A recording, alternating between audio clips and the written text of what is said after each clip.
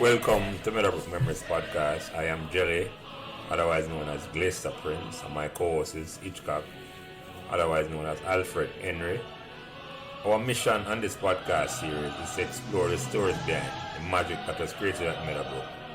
When over a span of 4 years, between 1982 and 1986, we saw the transformation of a small co-educational school with less than 1,200 students, 800 boys, 800 girls and 400 boys into a successful sports and scholastic champion, winning 7 major trophies, 3 Sunlight Cup, 2 Topping Cup, 1 Walker Cup, and 1 Nutriment Shield. And to crown these achievements, Meadowbrook also produced 2 Rhodes Scholars, Cavell Creighton in 1987 and Andrea Wright in 1989, both graduates of Meadowbrook in 1983. In this podcast series, we'll be speaking to persons, both males and female, who were actively involved in this incredible journey, along with friends and staff at Meadowbrook, which inspired the environment which created this golden era. We hope you enjoy our discussion. Please give us as much support and encouragement as you can on whatever social media platform you are listening. Welcome and thanks for joining us. Alright, ready? Alright, ready, go. Today is Sunday, June 22nd, 2022. And welcome back to another conversation about Meadowbrook memories. Me as usual, Jelly, our Prince, our Lance, our Glacier, and by now know say any one of those names will do. My co-host for the first time as co-host this week, but not the first time on Meadowbrook memories, is my debating adversary from Meadowbrook who will help sharpen my listening skills, the erudite Oral Shah. My guest today, I must give a proper introduction because I have no other way, because he was the spiritual leader and an integral player of that 1982 championship team that won a school trophy for Meadowbrook for the first time in 1982. He was also a member of that famous Hills Posse, which included today's co-host, because a whole heap of people went to Meadowbrook who come from up Red Hills, Rockall, Coopers Hill, Lees Flat, and so much other community from up in the hill. I don't even know them name, but we just call them the Hills Posse. This man, the guest, provide a stable and a calm presence in the team that balance out the aggression and sometimes foul-mouthed captain and vice-captain of the team. So without further ado, welcome Timon Waugh and Oral Shah. So Oral, introduce yourself first and then Timon. Thanks everyone, and I'm so delighted to be part of this discussion and memories this evening, and in particular with Timon as the guest of honor. Oral Shah here. I attended Meadowbrook for the period 1977 to 1983 in the good old days of Meadowbrook High School. I'm really happy about this occasion, and I look forward to a very robust and energetic discussion about Meadowbrook memories with Timon this evening. All right, thank you, Oral. And Timon, introduce yourself. Yes, Jelly. Good evening, Jelly. Good evening, Oral. First, I must, commend you, Jelly, for this, what I call very needed and nostalgic, revisit of what I consider to be a pivotal and decisive time in the history of Meadowbrook. I think it had gone, for the most part, unnoticed, but this podcast is really telling a story that I think many need to hear, and I'm delighted to be a part of it. I'm very happy to be on to share in this historic occasion, and look forward to the discussion. Again, kudos to you and those who are supporting you for the work you are doing. Thank you, Timon. That was a motivation to me. It was going unnoticed, and I say it was a pivotal time in the school. And I say them memories I need to talk about. And it's not about just the cricket or the sports alone. It was a pivotal time for everybody who had a school. And I'm glad I was inspired because it was an inspiration. But besides them, I thought to this, and I realized that other people inspired. Surprisingly to me, very surprising to me. But I realized that people love Meadowbrook just as much as me and own upon the program, and sometimes more than me.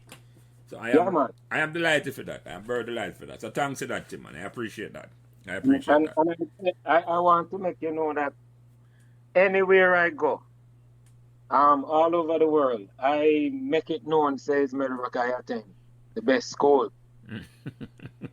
Absolutely. Yet, but I remember I was trying to find a clipping from a newspaper, sometimes I think in about early 80s, that says Meadowbrook is #1, a Sunday Gleaner headline.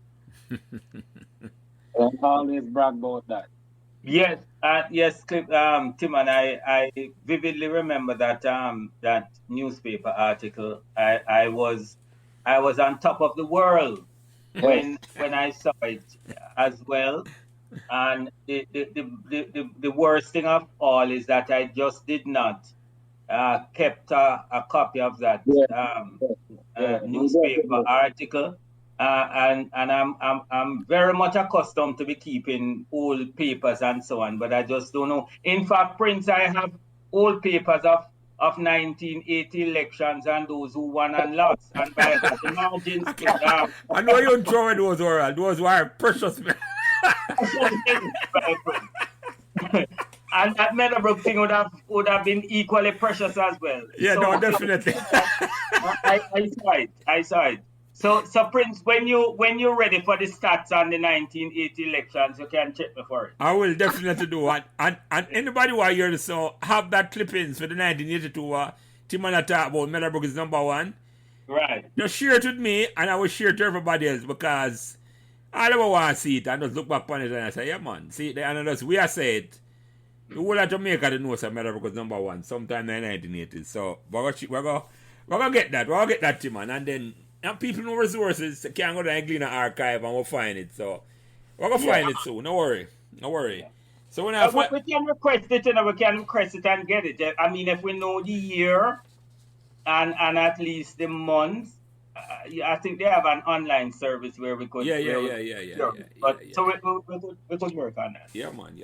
All right. So thanks to them introduction, gentlemen. Thank you. So Timon, by now you have been listening to this podcast.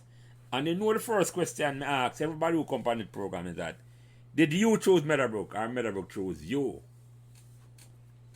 Well, that one is easy for me, Jerry. Because I heard some of the previous persons who had various routes to get to Meadowbrook. But when I did common entrance in 1976, I chose Meadowbrook as my #1 choice. I don't even remember what was #2. Frankly, I don't remember. But I know it was Meadowbrook that was chosen as #1. And when I got the Gleaner, whatever day it was, when the common entrance result come out and I saw my name under Meadowbrook, I was the most happy person that there is. So unquestionably, it was my choice, and I chose Meadowbrook. Why? I don't even know. I think because at that time, from a little country school, I didn't know much about all the other schools. I know some of the brand name, the KC and the Calabar and so on. But one thing I had known, that I never want to go to an all-boys school. So you could basically say that one, Meadowbrook was right at the foot of Hill Red Hills there to make transportation and access much easier. And two, it was really maybe the only real co-ed school that I was aware of in my vicinity. So you said country school, Timon. Which school was that you were going? Which school did you take common entrance from?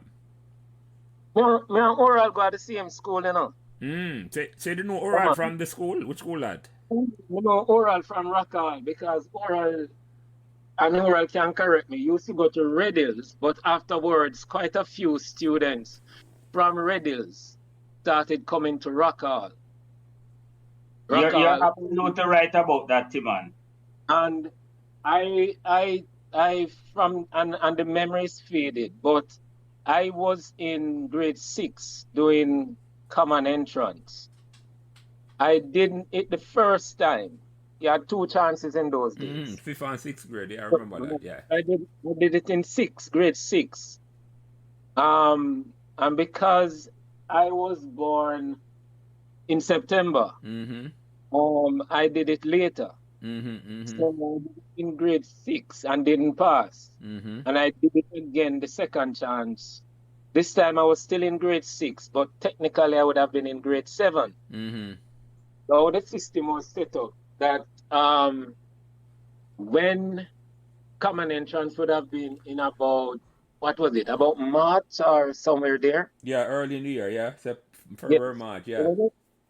So in common entrance class, they had a special class for common entrance. I was in that class, and after doing the common entrance class, the exam, I would now go on to the substantive grade 7, in which oral was. Yes.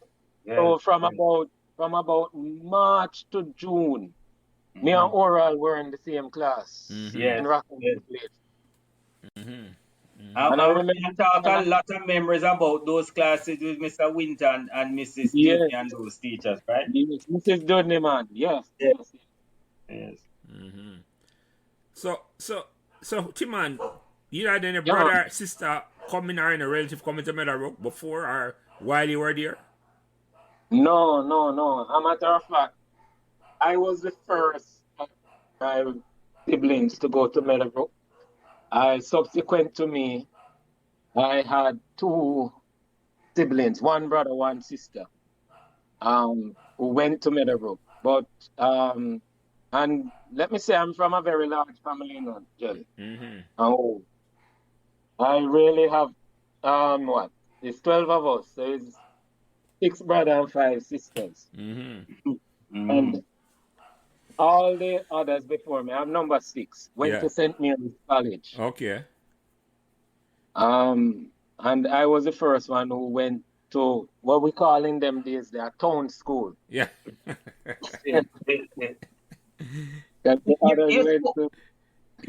You spoke about St. Mary's College here, Timon. I mean, you came to Meadowbrook from St. Mary. No, not Meadowbrook. You came to Rockall All-Age School from. No, you came to Meadowbrook from St. Mary's College. Is that the case? No, man. Right. But you mentioned St. Mary's College. What was your involvement with that school? No. Jelly had asked me if any of my siblings. Siblings.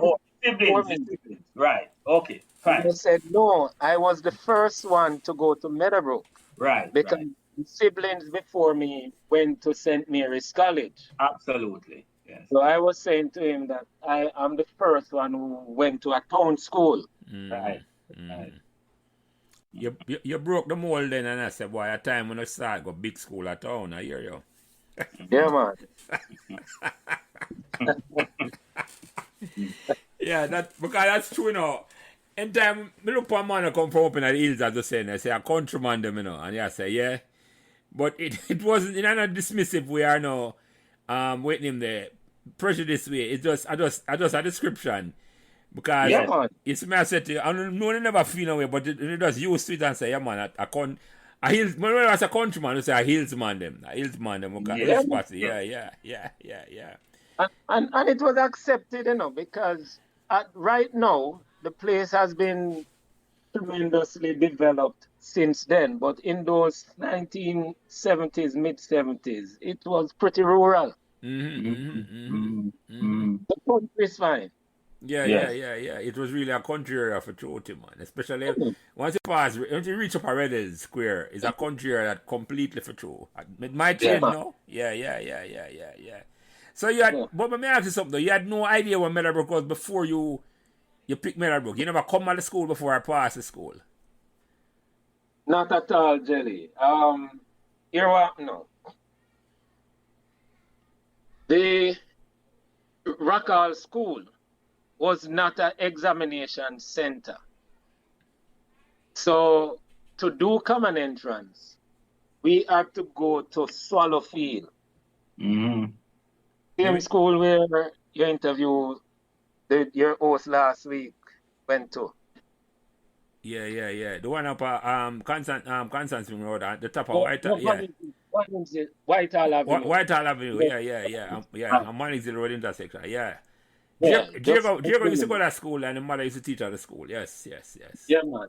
Yeah. So Swallowfield was the kind of examination center for a number of schools, including Rockall, I think Red Hills, Padmore, and so on. So all the Hills school used to come down to Swallowfield to sit the common entrance.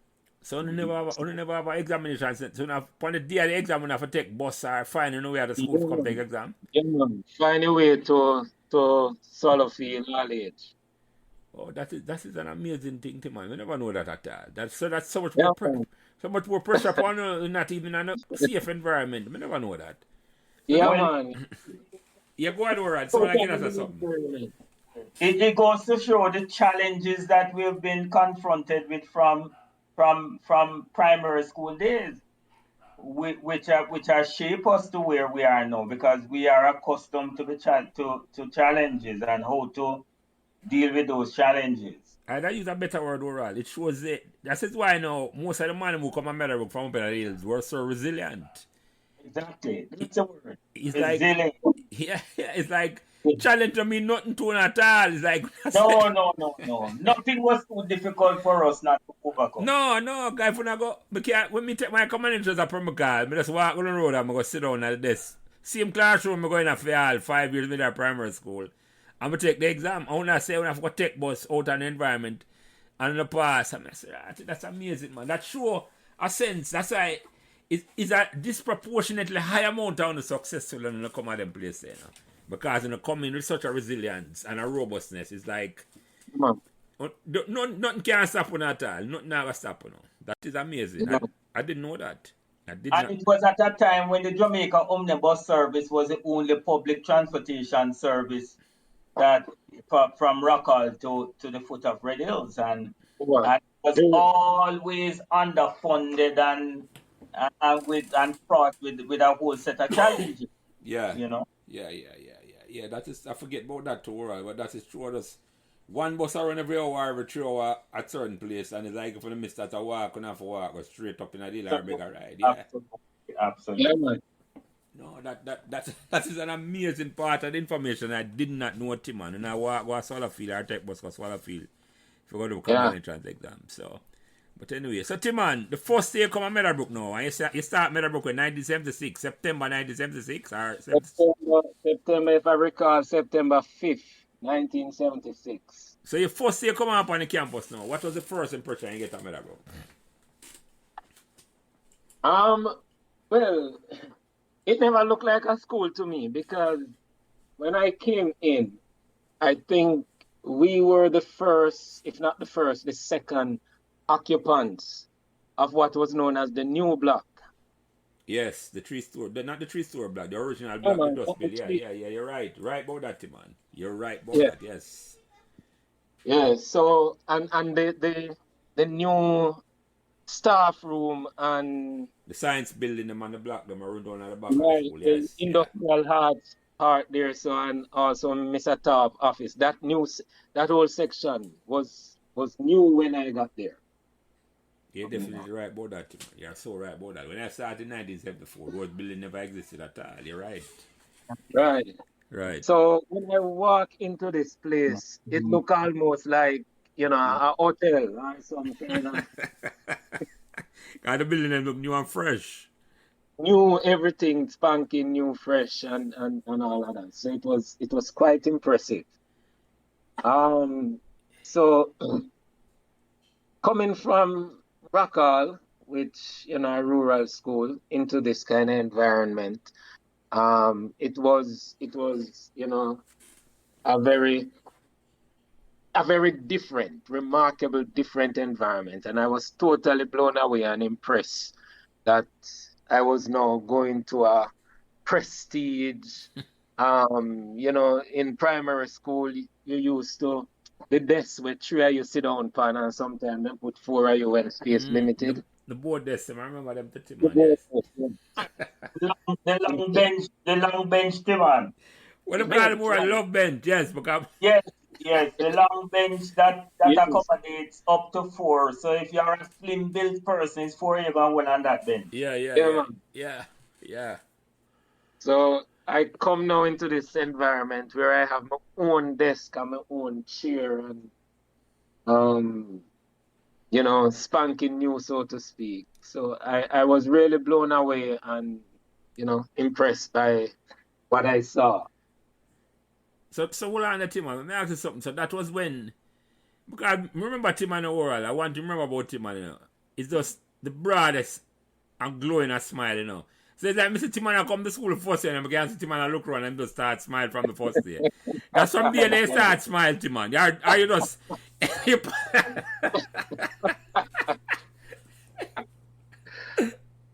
Well, I don't know where I get that one from, you know, Jelly, but to this day, I think that is what I'm known for, you know. Oh, no.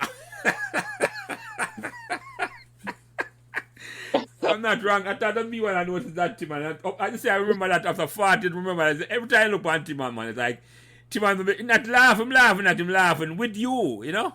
So yeah. Yeah, this captivating smile. Yeah, man, yeah. So maybe already so I'm doing them coming in a brand new fresh building. I come from this force and they must say, this is like heaven. So it's Yes. like Paradise, man. a paradise walking at, man. So yeah. Similar type of experiences when I got on the campus myself. So you came a year after oral, remind me, 77. Yes. Yeah, yes. Okay. I mean, we are coming from the same school environment. Yeah. What Timon is sharing is exactly how I felt at the time. So when you came back to Meadowbrook, before I go back to Timon, you were in the same farm like Timon? Not necessarily the same class. You and Timon were in the same year then, may I ask? Yes, because at Rockall it was 1 and 2. So it's only 2 per class. So if you are in grade 7, you're either in grade 7, 1 or 2, or grade 8, 1 or 2. No, when you come Meadowbrook, when you come Meadowbrook, were you in the same like second farm together or third farm together? No. Remember I came in third farm, you know, because I came from grade 8. Yeah, and Timon was in what farm? Let me ask. I think Timon came from grade 7, right, Timon? No, if I may, what happened? Oral came in after me. Yeah. But Yes. he came in through the, what they used to call that program again? The 9th grade achievement test. 9th grade achievement. So you come in through achievement test. and when you come in through that, you go into third form. Yes, but remember, I never and went into third grade 9 achievement test. No, you didn't do the grade 9 oral. So what farm you went into when you went to school? Third farm. I went to third farm because I came in on the coattail of my sister. From grade 8. Yeah. But I think what I try getting and Timon I try answer is that when you came to third farm, was Timon in third farm as well? No, I was in second. Second. No, I get you. Let me try get. So Oral was in a year right you when him come to the school. Yes. I got you. So Oral came in 1 year after me, but he went into third form. And 1 year after that, I would be going into second form. Okay, I got you. You would be 1 year ahead of me. Yeah, man, I got you. So, Oral a bright sparks from then. Him come in and just come step over yourself. Oral, you can explain that?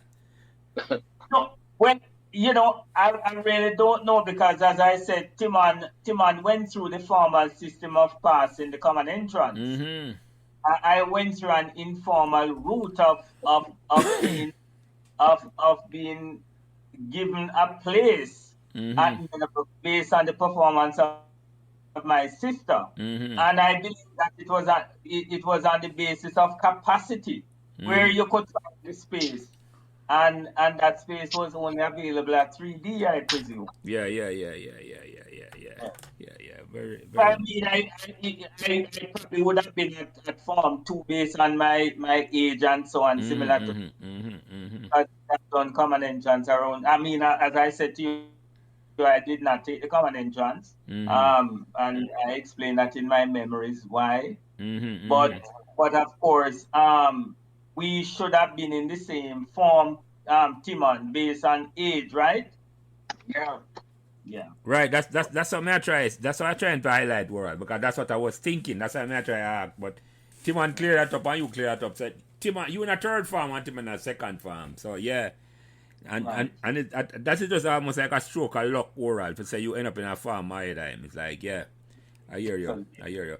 So Timon, when you come on the campus the first day, who are some of the students you may remember? Where you come on and meet? You know that. Well, at the first day I don't remember, but I can remember a few that were in my class. Yeah. Andrea Wright. That are the road scholar Um, who went on to be road yes, scholar. sir. Yes, yes. Yeah. Andrea Wright was in my class. Um, who else was in there now? I remember Rocky. Rocky, what name again? Roden. Michael Roden. Michael Roden. Yes, yes, yes. Um, And Prince, you have to get Michael, you know, he runs a big enterprise in Jamaica. Yes, yes. I have a Manufacturing. contact for him, I have a connection for him. I will try and get him. Yes, yes. That's a good Yeah. time. And of course, he was head boy as well. No, So he has definitely. I remember that. No, I'm stuff. going to get Rocky, man. I'm going to get Rocky. I'm going to ask Christopher Cheddar, know him good. I'm going to reach out to Chris and see if I can get a link. Right. Yeah, yeah. I will. Mm-hmm. Go ahead, man. yeah, man. So you had Wayne Wright. Oh, I remember him too. Yes, yes. He was actually the deputy head boy when Rocky was head Yes, boy. yes. I remember. I saw the picture of that too. Yes, yes. Who else I remember? From my first year, Pamela Miller. Mm-hmm. Yeah, you had some others, but the name them eluding me right now. But Mm-hmm. yeah. So let me ask you something. You're coming out of school now, as you say, from the rural area. I mean, I got this it by saying a country area. The rural area are the hills, may I say. No, man, country area is fine, man. Yeah, man. Yeah, you come all right. You come in oral and you come in a town school. Did that any time in that first week or first term, you felt like the other student them will make you feel out of place? No, you know, Jelly, and I think one of the things that has come out so far in the interviews that I've listened to, I think that contributed to making Meadowbrook special, at least in that period. There was a welcoming and a inclusive kind of environment, and I did not recognize any kind of discrimination or segregation. Mm-hmm. So I didn't encounter any of those kind of things. So where you're coming from, I didn't see that featuring significantly in terms of my cohort. It was a family. Yeah, that's the word keeper come. But I think the question I asked, were you surprised at that welcoming embrace? I hear you now, man. Go ahead. Hearing you all along, man. Oh, but so I never hear the question. To me, hear the long pause. No, man, I've been answering the question and you not hearing me. Oh, we never hear. No, wait. Repeat the answer, oral. Sorry, Timon. I never hear you at all. Go ahead. The question is, were you surprised at the welcome you get? You were? No, I said no, I wasn't. Yeah. Because I really didn't have any kind of, well, first of all, I never saw myself less than any, although I was coming from a rural school. That I never had that complex. Mm-hmm. So I never thought I was in any way handicapped or less than. Okay, wonderful. That's the key. I didn't have that complex. So I wasn't surprised because I really did not have anything to compare it to. Mm-hmm. I hear what you're saying. You come in with an open mind and it's like you come in, you know, the complex, I just say. Yeah, I hear you, Timon. Excellent. Right. I love that, Timon. I love that. So, all right. So, what's some of the teachers that you remember in the early days? I think when I came in, my form teacher, first form, was a lady named Miss Mason. Yes, And the Mrs. Spanish Mason. teacher. A Spanish teacher. Yes, Yeah, man. Yeah, I remember. Yeah. Mrs. Mason. Yes. Then in first form there again, you had another teacher named Miss Williams. Who was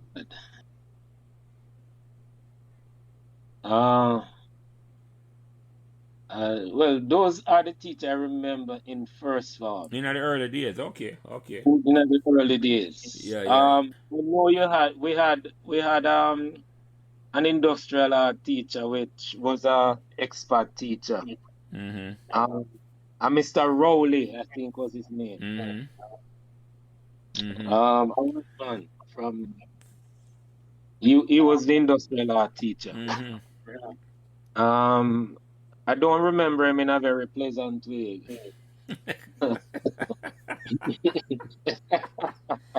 I like to put that to man. All right. Well, let me ask you something though, because I mentioned earlier introduction, so let me get early in this, For me, you were known, you remember that great and famous cricket team who broke the glass ceiling and met Meadowbrook with them first trophy. Did you come to Meadowbrook knowing say you can play cricket, or did you have an intention to play cricket, or any sports at all when you come to the first farm? All right. Let me answer that directly by saying, like most of the Hillsman, Jelly, when it comes to holidays, especially summer, cricket was what we do. Anywhere there was an open area, that's what we used to. But like you town guys, we used to pick off orange or grapefruit or young fruit. Yes. The green one. You hearing me? Yeah, man. You're hearing it, Timon. Hello? Yeah, man. I'm hearing you. Go ahead, Timon. Hello? I'm hearing it, Timon. Go ahead. Hello? Timon? And it's come like him now here sometime or I hearing you, Timon. Let me know. Timon, Jelly, you're still there? hearing me? Yeah, man. I hearing you, Timon. Go ahead, man. I hearing you. I don't know if you're hearing me, Jelly. I'm not hearing nothing. Yeah, Timon, you're hearing me? I hearing you oral. Yes, you can speak because he's hearing you. Go ahead, speak. Okay. I don't know if I had lost you anywhere, but I was saying that yes, like most of the hills, man, when summer come, cricket was what we play. And what we do is that we never had the leather ball or the carcantar ball or the compressed ball like you guys in town. So we would pick up the orange tree and the grapefruit tree, feel it during them time. Because that's what we pick off and that's what we play from morning till evening.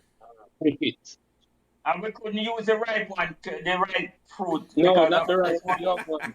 We wouldn't get any longevity out of that. We have to pick a green, hard one. Yeah. Yes, man. So orange. Orange. Yes. Yeah, man. That's what we use. So, I came not with any, so to speak, coached kind of cricket skill, but a whole heap of good experience from those times. Yeah, man. Will you pick up cricket? I hear you, man. Yeah. So, what the first competitive match you remember play for Meadowbrook? All right. You know, in first form, Delhi and oral, I never played nothing. I wasn't involved in any kind of extracurricular activity because just coming to the school and at school over, you have to head down to Purity if you catch the bus to reach home because if you miss that earlier bus, then, you know, you might be in trouble for reach home. Yeah. So in my first year, as school finish, it's through the gate I go. Until, you know, I kind of learn the ropes and become, as a little country youth, no know anything much. But by second form now, I would have been able to maneuver a little more and understand a little more. So in second form, I remember distinctly it was Colts. Becky So was in Beckford. charge. Yes, man. So Beckford, Neville Beckford, was in charge of the team. And I heard that they were having training. There was a little concrete pavement right behind the industrial arts. Yeah, man, on top field, yes. Top field. And that's where they were training, having the training for the Colts team. At the time, I never even known that Meadowbrook have a competition named Colts and Sunlight. Because, like I said, first year I come school, go class, and head through the gate when school over. But one evening now, I start now to learn and linger a little bit more at school. And I saw the training going on, them playing cricket. Of course, that in my bone. So I draw near, and I don't remember how it happened. But anyway, I start feel two ball and thing, and Becky say if me want a bat. And I go put on the pads. And this is the first time I wear pads now.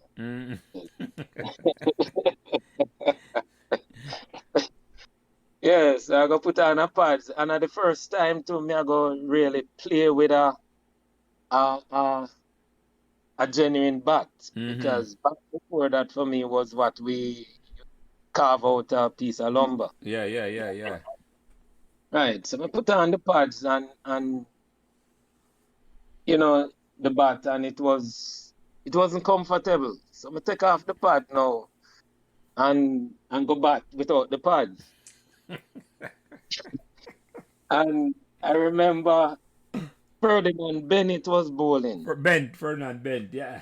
Ferdinand Bennett, and he was among the Colts team that's the quickest there is. And man. Apart from Kraken, he was the quickest at the time. Yes. Well, I think Kraken would be playing Sunlight. Yes, Kraken. They played Colts here before, but it was yeah. But at that time, this now would be what, about 77, 78 to man. 70, Yeah. 70. Yeah. Right. So for the running man and bowl to me, I'm a straight driving couple times without any pads and things. And Becky said, "What? Are you there good?" Yeah. And let's start training with the side, and I ended up opening the first Colts match for the season. I think it was the JC. Opened the batting. And that would have been the first introduction to cricket at Meadowbrook. Officially. I don't remember that, Timon. Even though I probably, for the year I probably was captain of that Colts team there. I played Ferdinand Bent just.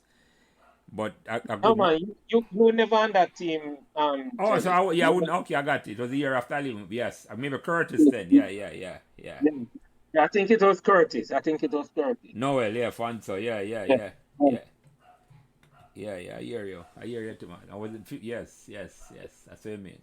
78, yes. You and I, and I'll tell you when we get there, that you and I met up afterwards in Sunlight. Yeah. A couple of years later. All right, so going at that now, since you bring it up, tell me how that go. And then all right. Let me carry on the story then. Yeah, so man, go on. Yeah, you go ahead, man, yeah. So what happened now in terms of the cricket? Over the duration of the season, my eyesight started to fade. I developed an eyesight problem. I think it had to do with the sun. Yeah. Because I have not spoken about this to anybody ever.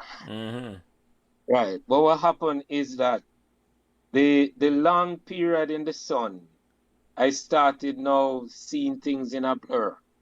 Oh, I never know that, man. No, but nobody know that, Jelly, only me. Because I had very good picking up at the line of the ball and thing earlier. And I started the competition opening the innings. Yeah.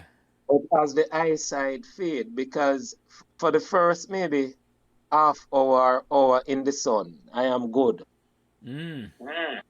After that, the sun glare, I just start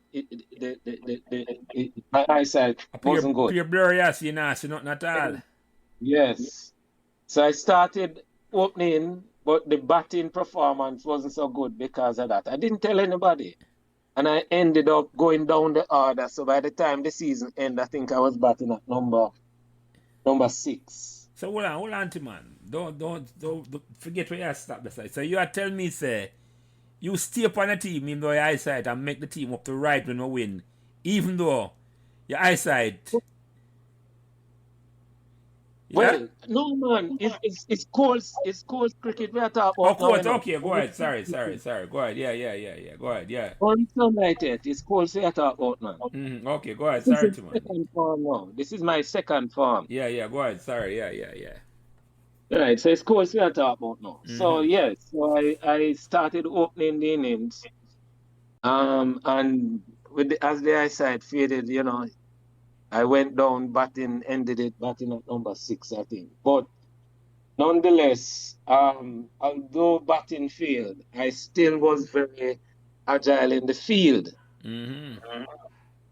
Right, and so I still maintained the position on the team, but never had a good series. Mm-hmm. All right, so I played there for just 1 year of Colts. Mm-hmm. I shifted and I never go out for the team again. So third farm, fourth farm, fifth farm. I never played any cricket. Mm. I went into other sports. Mm-hmm.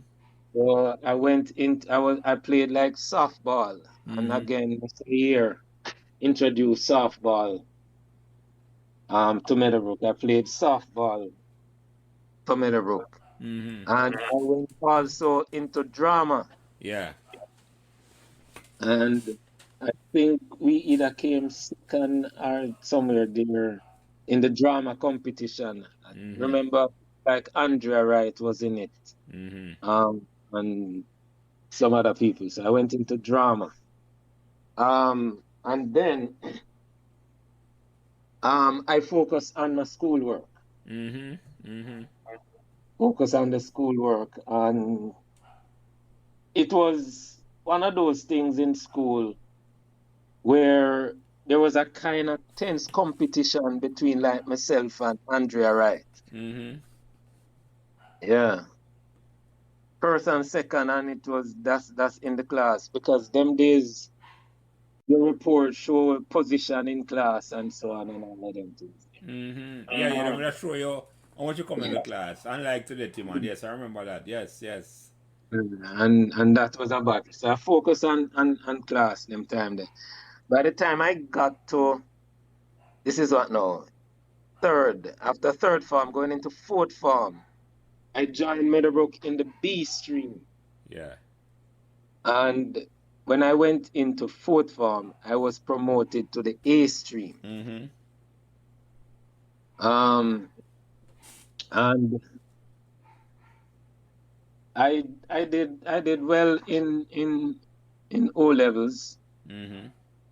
And then I went into school challenge. You were part of the school challenge team, though. Yes. Yeah. I was a part of the team that I think we beat Woolmers. Yes, we beat Woolmers and then RSJC. I think one of them, JC. I think we beat JC in the first match, and then we lose to St. Hugh's by 1 point. In the other match. Right, so I focus more on that. And then over that period now, my eyesight improved. Yeah, so you got glasses or just a I got glasses. Okay. Yeah, man. I was wearing glasses from about third form to fifth form. Yeah. Yeah, man. So my eyesight improved, and I decided now that when I was in sixth form, have tried out again for the Sunlight team. And this is where now you and I would be playing together for the Sunlight team. So in that 81, 82 period. Yeah, the era one. Yes, the same year one. That's the only time I tried out and the only time I played Sunlight. Really? So from my first introduction to Colts, 1 year, I never played no more cricket until that year in 82. Well, I think it would start in 81, yeah, man, right? The school year start 81, man. But you're right. The school year finished 82. It's 82. You're right, Timon. Yes. Yeah. You were in lower 6 and I would have been in upper 6. Yes. Right. Yes. So I was in lower 6. Yeah, you were in upper 6. And that is the year that the eyesight improved. It still wasn't perfect, but I wore glasses, but the eyesight improved, and I played that series.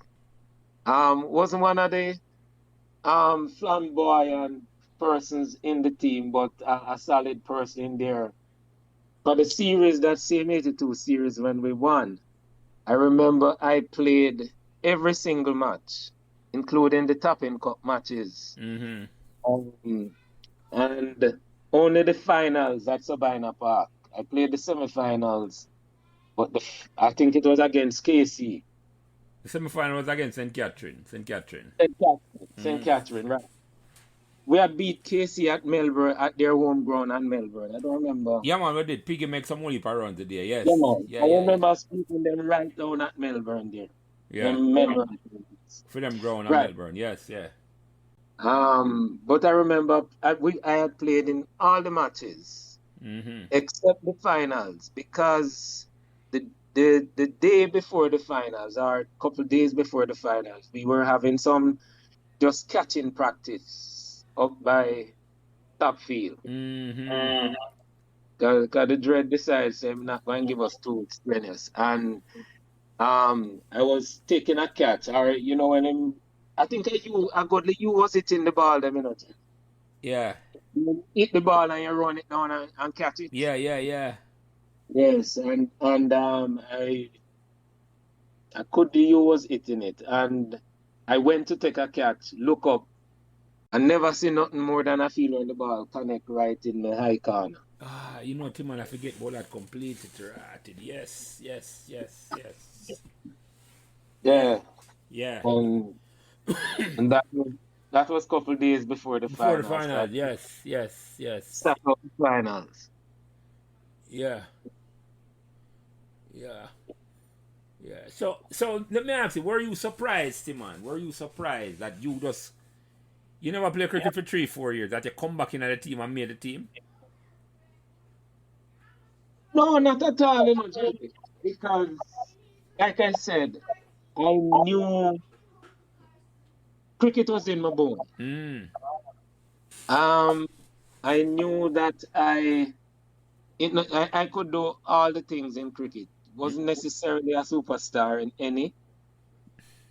And I think my work rate was such that, whatever it was, if it was in the field, I was always there. I don't know if you recall, but a lot of time in training, I would have bowled from start to finish. Oh, yeah, Timon. But yeah, let me say, because I might have afraid to say it about yourself, Timon, but as you rightly put it, you were such a utility player upon the team. The work rate you put in, man. You see me, I said to you and you not back off on nothing, whether you bat or bowl or field. Anything Mr. Year, I'm beg for the ask you for do, you're going to do it with the broadest of smile. With the broadest of smile. You follow me, I said to you? And every member of that team, man, appreciated you. And you were a fighter. I remember the match when you talk about the Topping Cup match against Calabar, you're a master and a bat. And I said, Timon a master and I almost scared. You remember that match, Timon? That is the most, down a battlefield, man. Yeah. That was the most memorable match. For you? Talk to me about the match. Tell me what happened in that match, Timon. I remember the match. Good. I think the only other match to that one that might tap it, and that one I think is against JC. Mm-hmm. And that was because we won the JC one, whereas we lost the one against Calabar, yeah. down a bottom field. Mm-hmm. But the match there, Jelly, and I don't remember all the people, but I think I was batting. I came into bat at maybe either about number 6. 6 or 7, right? About them number that bat, man. 6 or 7, yes. 6 or 7, somewhere there I came in and bat. And at the time, the side had almost collapsed. I think, and I don't remember the figures correctly, but we make about 90 or something like that. Or they make 90 man, yes, yeah. We were taking about 94 or 90 something runs. Yeah. And the side collapsed. And when I came in, we needed 40 something runs to win the match. Yeah. And I stayed there, play the anchor role for the initial stage, and then wickets fell around me until it get to the last wicket. When you are Marston about, yeah. Yeah, Marston left out there. 2 hills, man. Yeah, man, 2 hills, man. And when Marston came in the final wicket, I believe we needed 20 odd runs to win. Yeah. And we had 20 odd runs and a few over. But anyway, it came down to the last over where we needed 4 runs, 6 balls, 1 wicket in hand. And, you know, I said to I wrote down the wicket and I said to Master, no matter what you do, just play upon your front foot because the wicket I keep low. Yeah. And we go on and we get, I think, a 2 and a single or something. And it come down to 1 run, 1 wicket, and I think 2 balls. Man, I remember the match good too, yeah. Yeah, man. And then Marston played back to who was it? One of them fast bowler from Medium Calabar, yeah. Smith, yeah. And, you know, ball keep low and him plumb in front. And we lost the match by 1 run. If we had gotten 1 more, it would have been a tie game. Yeah, man. And I think still gone through. Yeah, we got the Tapping Cup finals that year, man. That was a famous match. Yeah, man. That match is vivid. Me still see it right now in my mind. So hold on. They never remember the time during the match. When them say you and Marston are going to lick off the runs. The Calabar man. Yeah, man. And then black. The black. They were playing like a basketball. They play. Yes, man. Yeah, man. The black Marston from completing the run. And them screen him as them saying a basketball. Them screen him off. Yeah. Yeah, man. Yeah, man. I remember that team, man. I was uproar. Referee, yes, you mess a referee, don't pay to reverse the decision because I'm yeah, man, remember that. Yeah. Remember that. Yes. Yeah. That was that. Yeah, man, you remember that match a good man. That I just said, but some match you remember more than others, you know. Every player come and remember a particular match, you know, man. You're right. Yeah, man. You're right. So, but let me ask you a question though, pertaining to that. I'll come on to other things, alright. So don't think I forget to say that there. No, I'm here, man. I'm listening intently, but of course, you know, I was not part of this, a part of the journey. Yeah. On the sports side here, so yeah, so it's a captivating discussion. Yeah, man. So Timon, during the season, when we I'm just ask about when we win. When we went on to win, Timon, before that, during what course of the season, what part of the season did you think some Meadowbrook could have go on and go win? You know, Jelly, I can't say a pinpoint a specific time, but I believed from the very outset that we had a winning side. Mm-hmm. The thing about it, I was not privy to be aware of the capacity of the other teams. Mm-hmm. Right? So I never followed that much to know the competitors. There are people who are play. Yeah. So and I didn't know their capacity very well. I know we had people like Courtney Walsh down at Excelsior, and we had Robert Ians and some of these big names Yeah. um in Casey and so on. And we had a guy from, I think I was a Sutherland him name from Woolman, Yeah, some yeah, some yeah, big, yeah, yeah. Sutherland. Yes, yeah, yeah, yeah, yeah. right. So we had some big names, but in terms of team, but I from the get-go was confident in our team. Mm-hmm. Because I think we had an excellent coach Mm. and we had a team.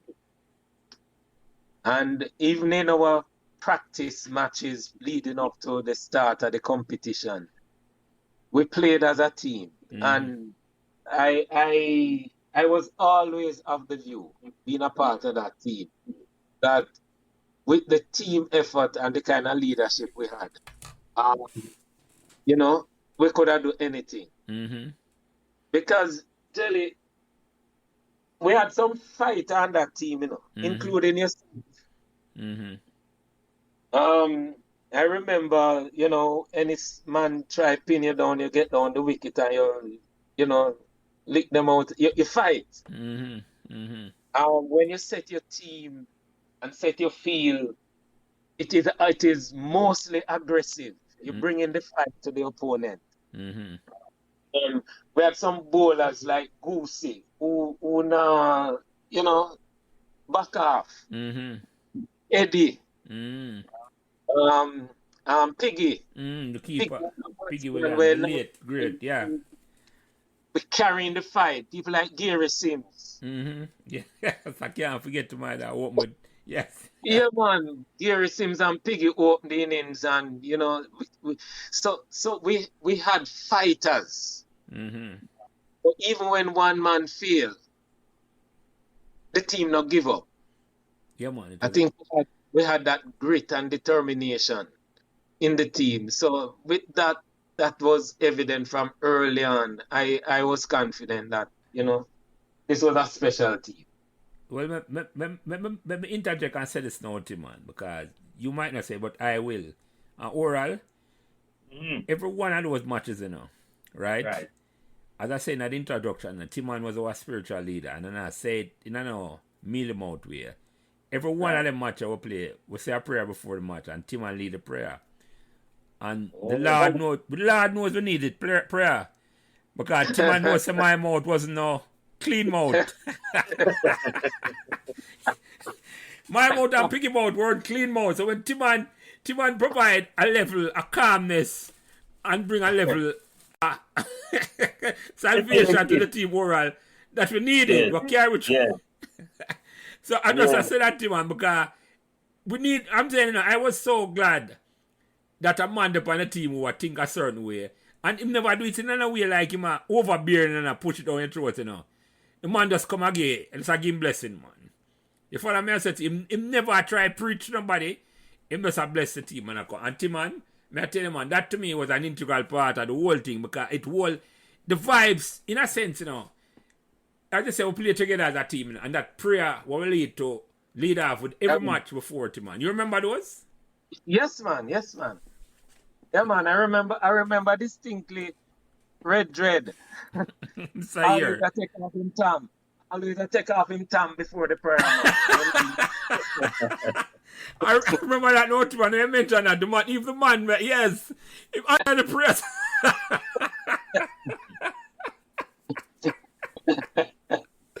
All right, but you mentioned him name, but I make him you slide. What impression you get when you meet Mr. Year for the first time, Tim? You come in back in the team.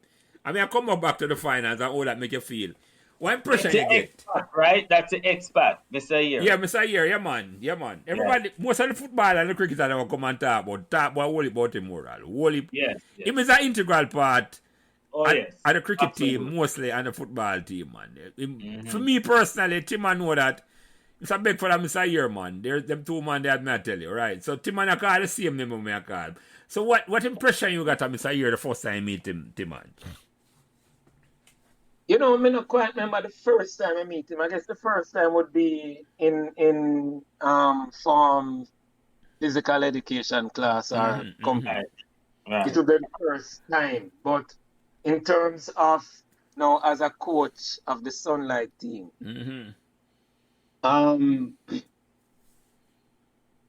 the impression that I got of him was somebody who was really committed, not just to play a sport and win, but to build character. And the development of people. I remember him as not partial in any way.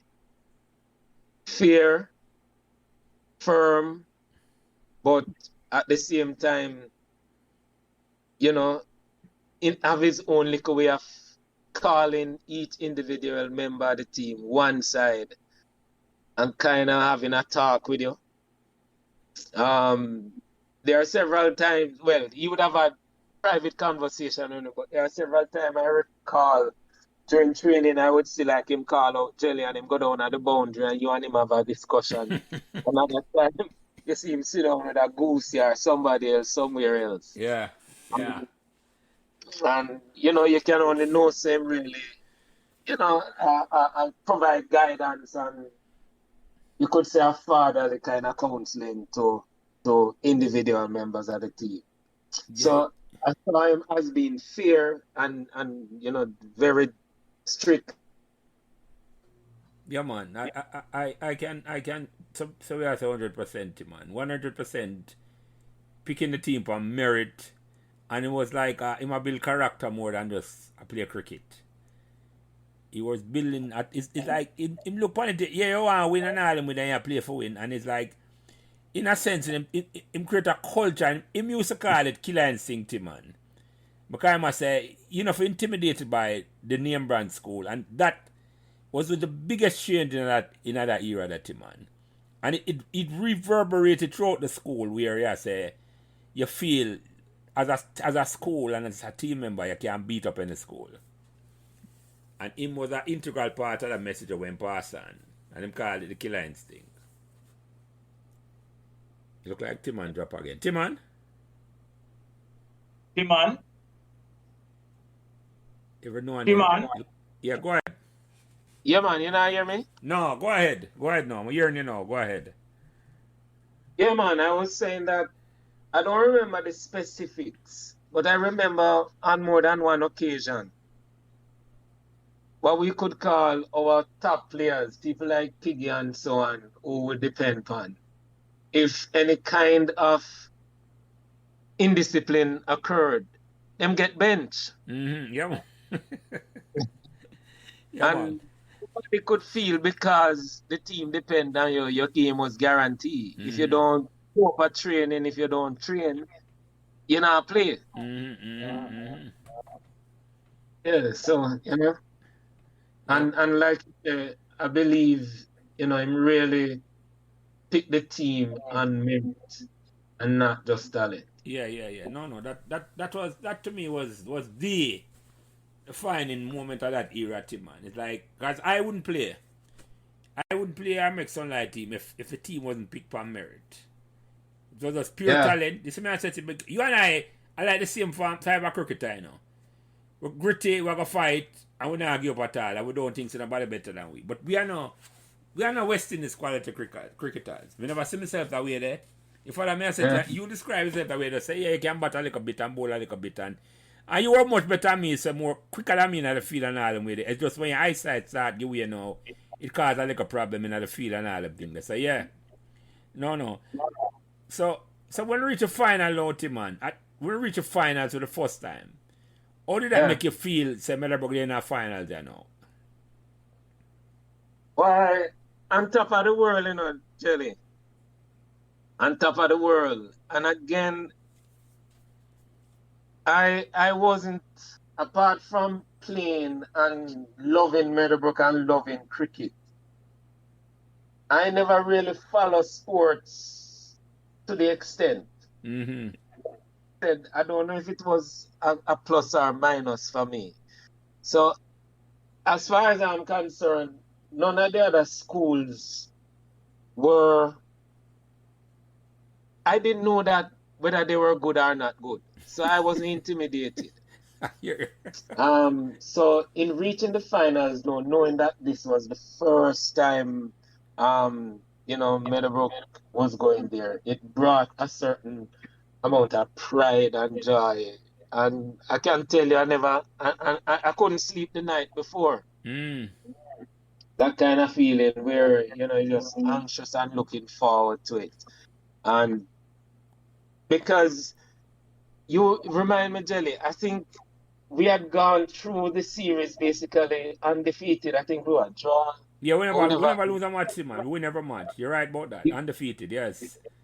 So, it was just, for me, it was just another match in terms of finals. But in terms of the feeling was one elation, man. So even before the match started, you kind of you recognize the occasion, then I say, right, this is a big occasion. Yeah, man, a big occasion, and had the confidence that we are gonna pull it through. So when you show up, the finals don't start, at any point during the finals, they think so was going lose.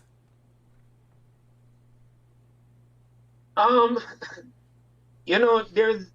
And let me answer the question, Jelly. There is not a match, and at no point in any of the matches that I was, in any way anxious about losing. And the final was no different because I saw us where we would have done it repeatedly. 1 man fail, 2 man fail, 3 man fail, but we come back. There are matches, and I can't recall any specific, but there are matches when we didn't bat well, but we come back and the bowler them bowl down the side. Yeah. And that was the nature of the team, Yeah. We never entertain loses, irrespective of where, if some things went wrong. We dig in, we strategize, and we pull it off. So it was almost the furthest thing from my mind to think of us losing. I was saying, boy, the same way we would have done it. I remember some close match, like one with GC, and other close matches. I don't remember them specifically. Tivoli Garden was a close match, though. Tivoli Garden, yeah. Yes, Tivoli, very close. Here we were steering down, so to speak, the jaws of defeat, but with grit and dig. Pull it up, yes. I think that was what, for me, was so phenomenal about this team. Fighting spirit, of course, led by Captain Jelly. And it was just an amazing time that I would not change anything for. But let me ask you this, what you man, because I'm not going to make that slip pass. I'm going to ask a question. Because right throughout most of the answers, and I don't know if we're all hear this, there's a sense of faith and a belief in yourself. And as I say, you were the spiritual leader of the team. Where did you get that faith and spiritualness from? Yes, right. You just, your confidence in your faith then, we'll put it that way. Where did you get that from? A Meadowbrook, or it come from your family, or where did you get that from? Oral? Sorry, Timon. Jelly, at the family, because both parents, well, so to speak, both parents were very committed Christians. I grew up in a church and was always cultured in a way that says, I can do all things through Christ. So defeat and losing was not something that was, I entertained. Let me bring you to something, Jelly, which I'm not sure you're going to get to later, but let me bring it up to bring out this point.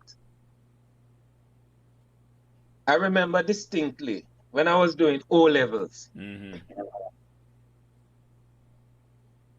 Coming from Rockall, the morning of my biology exam,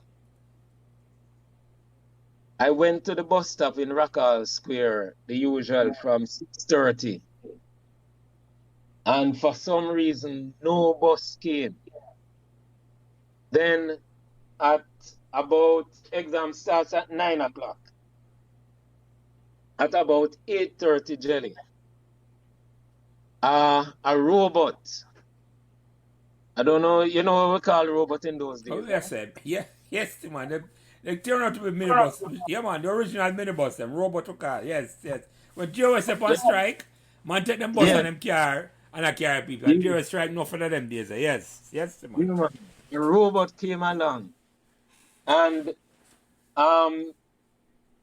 the robot, of course, this place lined with people. Rockals. And I decided I have to get on this one. So I bore my way and fight and get on. When that robot reached Kirkland Heights, East Kirkland Heights entrance, Worrell would know there. So. Mm-hmm. The robot breakdown. This was now 2 minutes to 9 o'clock. Yeah. Exam starts at 9. I don't know if you know where they say it's Jelly, but Yeah, I man. jumped onto that robot and I ran from there so straight into the exam at Assembly Hall, Meadowbrook. Yeah. When I got in there, I was wet from head to toe. It was I think 9:35 at the time. So you run from East Kirkland Heights all the way to Meadowbrook to go take your exam. Meadowbrook to do my exam. And I got a B for biology. Timon. I see why I say you can do all things through Christ. Your faith is. Yeah, man. So that was me, Jelly. You know, I figure there's always a way. You know, once you put in the work and never say never. You know, no, now I stop you at all. Bus broke down, you get a robot, the robot broke down, and you say, your foot to go work for carry go on Meadowbrook, and even if you're late, you still got to take the exam, you know, the same time that the rest of the student them. And you say you get up, and a B. Kind of sense, you know, being, yeah, go ahead, Timon, sorry. No, man, I was just agreeing with you. Yes. Yeah. There's a sense of resilience as I talk about earlier with the man who come from the hills, and you know talk about with the faith added to that. It is. That's an amazing story to tell, that man. To say you run.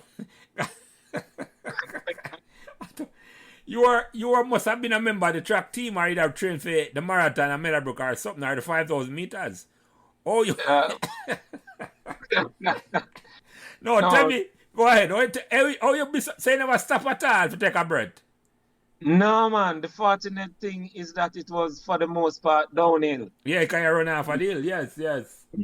So for the most part, it was downhill, so it wasn't as stressful, you know, in terms of and I think more than anything else, the adrenaline was flowing. Yeah.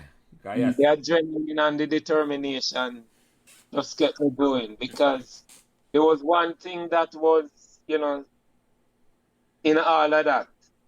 If I miss this exam, I can't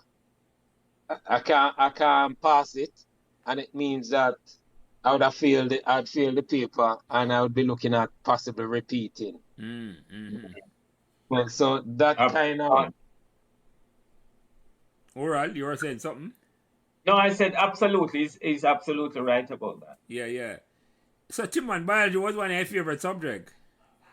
No, you know. Okay. That even make it more impressive then. Isn't that I did the sciences and I love the sciences, but really physics and chemistry was the maths, physics, chemistry. Yeah. Was my subject. I did bio just because it was a science, not for a love for it per se. All right, so let me ask you the last question about the cricket per se then, though, because you are an integral part of the team and I was. And let me ask it, how did you feel after we win the Sunlight Cup for the first time? But I think a simple answer is on top of the world. When, we went into the assembly hall and Spanner announced everything and I saw the reaction of the school, well, even from the end of the match at Sabina Park and we ran out on the turf, celebrate. It was beyond explanation. A feeling that you can't explain. You have to just feel it to feel it, You still remember it, man, after 40 years. I still lose. It's one of them things that you take with you to the grave, too, man. It's an unforgettable experience. Yes. A moment that is indelibly printed in the memory, man. Can't forget it. Yeah. So how your parents felt and the rest of your family feel? They say you came from a big family. When them know you were an integral part of that winning team, and you put Meadowbrook on the map as a part of the team, how did your parents and the rest of your family member felt? Well, of course, for any success, they were happy and supportive. But the truth is, Jelly, I didn't come from a family that was sporting inclined. Okay, I got you. Right. So my parents was not sports person per se. So their philosophy is, go school, do your lesson, pass your exam, and that's what they want. The sports thing wasn't something that they followed and pushed. They allowed or permitted it because they realized I loved it. I guess of all the matches that I would have played, it's only one of my brother ever come to any of the matches. Yeah, so they weren't. That wasn't just their thing. It's not that they weren't supportive, but Yeah. But school was about not so much sport, but doing your exam and subjects. That's it. So but they did felt good to know that I was a part of a winning team and so on, but not to the extent like. Because they weren't a sporting family, yeah, man. Understand it, man. Well, let me ask you one last question about the cricket, and then we'll switch to some more fun topic that world can get involved in them discussion here more, was how did this before you get to your last question, let me also fill in on something which I think is important. Again, the resilience that the Hillsman them bring to the team. Yeah.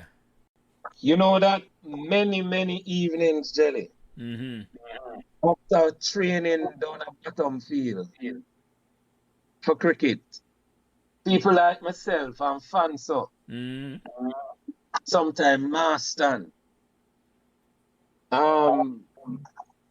we would have walked from bottom field to Redhill Square, or Lees Flat, or Kirkland Heights, in order to get on a 33 bus, JS bus, because any bus coming at the bus stop was either Purity or down at the foot of the hill. There would be no space in that bus for you to get on. So very often when we leave bottom field 5 o'clock and so on. When training done, yes. When training done is we walk, go up. We just start walk, go up the hill. Sometimes we get a ride. Sometimes we walk all the way to Redhill Square before we could have get onto a bus. So those are some of the things that would not have been known about the Hillsman, but that's what we went through. And equally, I tell you again, I remember, I think it was Kingston Tech we were playing down at Clancarty. Yeah. And that Saturday morning, I couldn't get no bus to come from Rockall, Mm-hmm. And his walk, I had to walk to Radial Square before that's about a 2 or 3 miles walk before I could have get something to come down to make the match then. Mm-hmm. Yeah, man. So those are some of the resilience that Yeah, man. Yeah, man. I went through. Yes, yes. No, respect to the Hills Posse. Who Yeah, man. on and off the sports field, can I leave out oral and him pass them to because they want to bring a Meadowbrook was want to bring Meadowbrook to another heights where it's unbelievable because the level of talent will come out of the man were from the Hills, man and woman, both man and woman. So I'm not leave out woman them. Because when I just started Meadowbrook, there's a couple of girls, Sophia and Ed Anderson, who came from up in the hills. So I don't know if you're not aware of them, right? Yeah, man. I went to Rock Hall School too, you know. Yeah, you know me I talk to man, right. They've been in the first one with me, so it's like the tradition for the Hills Pass is well known, man. It's not new, and big respect to the whole lot. That's all I can say. Big respect. So the question that I asked, someone asked about sport before we move on to that question was, how did the other students them feel when you talk to them about being a part of that winning team? You mean like my classmate them in Meadowbrook? Yeah, man, a six farm. Yes, yeah. Well, everybody was overjoyed and excited, you know, because this was a first for Meadowbrook. But I think though that I'm not sure that the school itself had expected and knew what the team was doing and capable of. So I think that it is closer to when we get to like semi and final. They recognize that something special was happening. It kind of catch them off guard. That's what I meant, man. We did that do one thing, and it's like them never quite realize. Yeah. What was probably going to happen at all. Yes. That's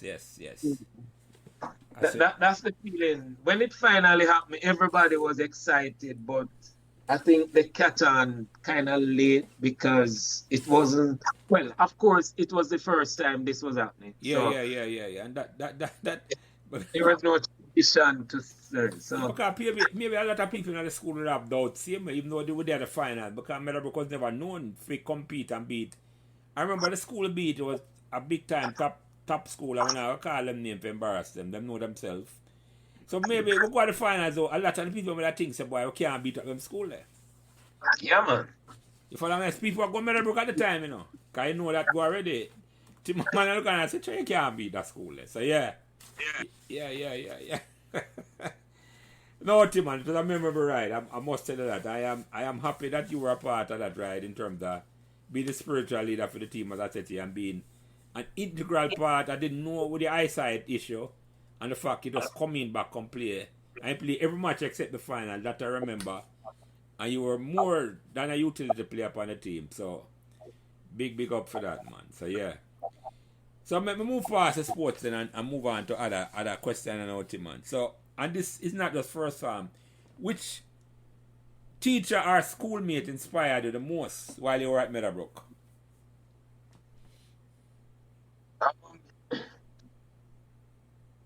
We had a maths teacher named Mr. Lawson. Oh yes, I remember him. Yes. The great Mr. Lawson. Yeah, man, Mr. Lawson, I remember, was in terms of maths and in the latter years, he gave evening class free of his time and so on to a number of us who he wanted to do ad maths in lower six, I think it was. And saw the ability and really made the sacrifice and helped and was very committed. So I remember distinctly. I also remember Mr. Beckford, Becky.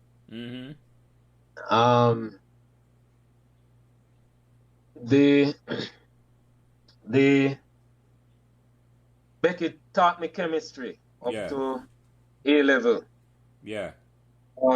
And one of the things I still remember from this day, apart from, cricket and the contribution to the cricket, in chemistry, I remember,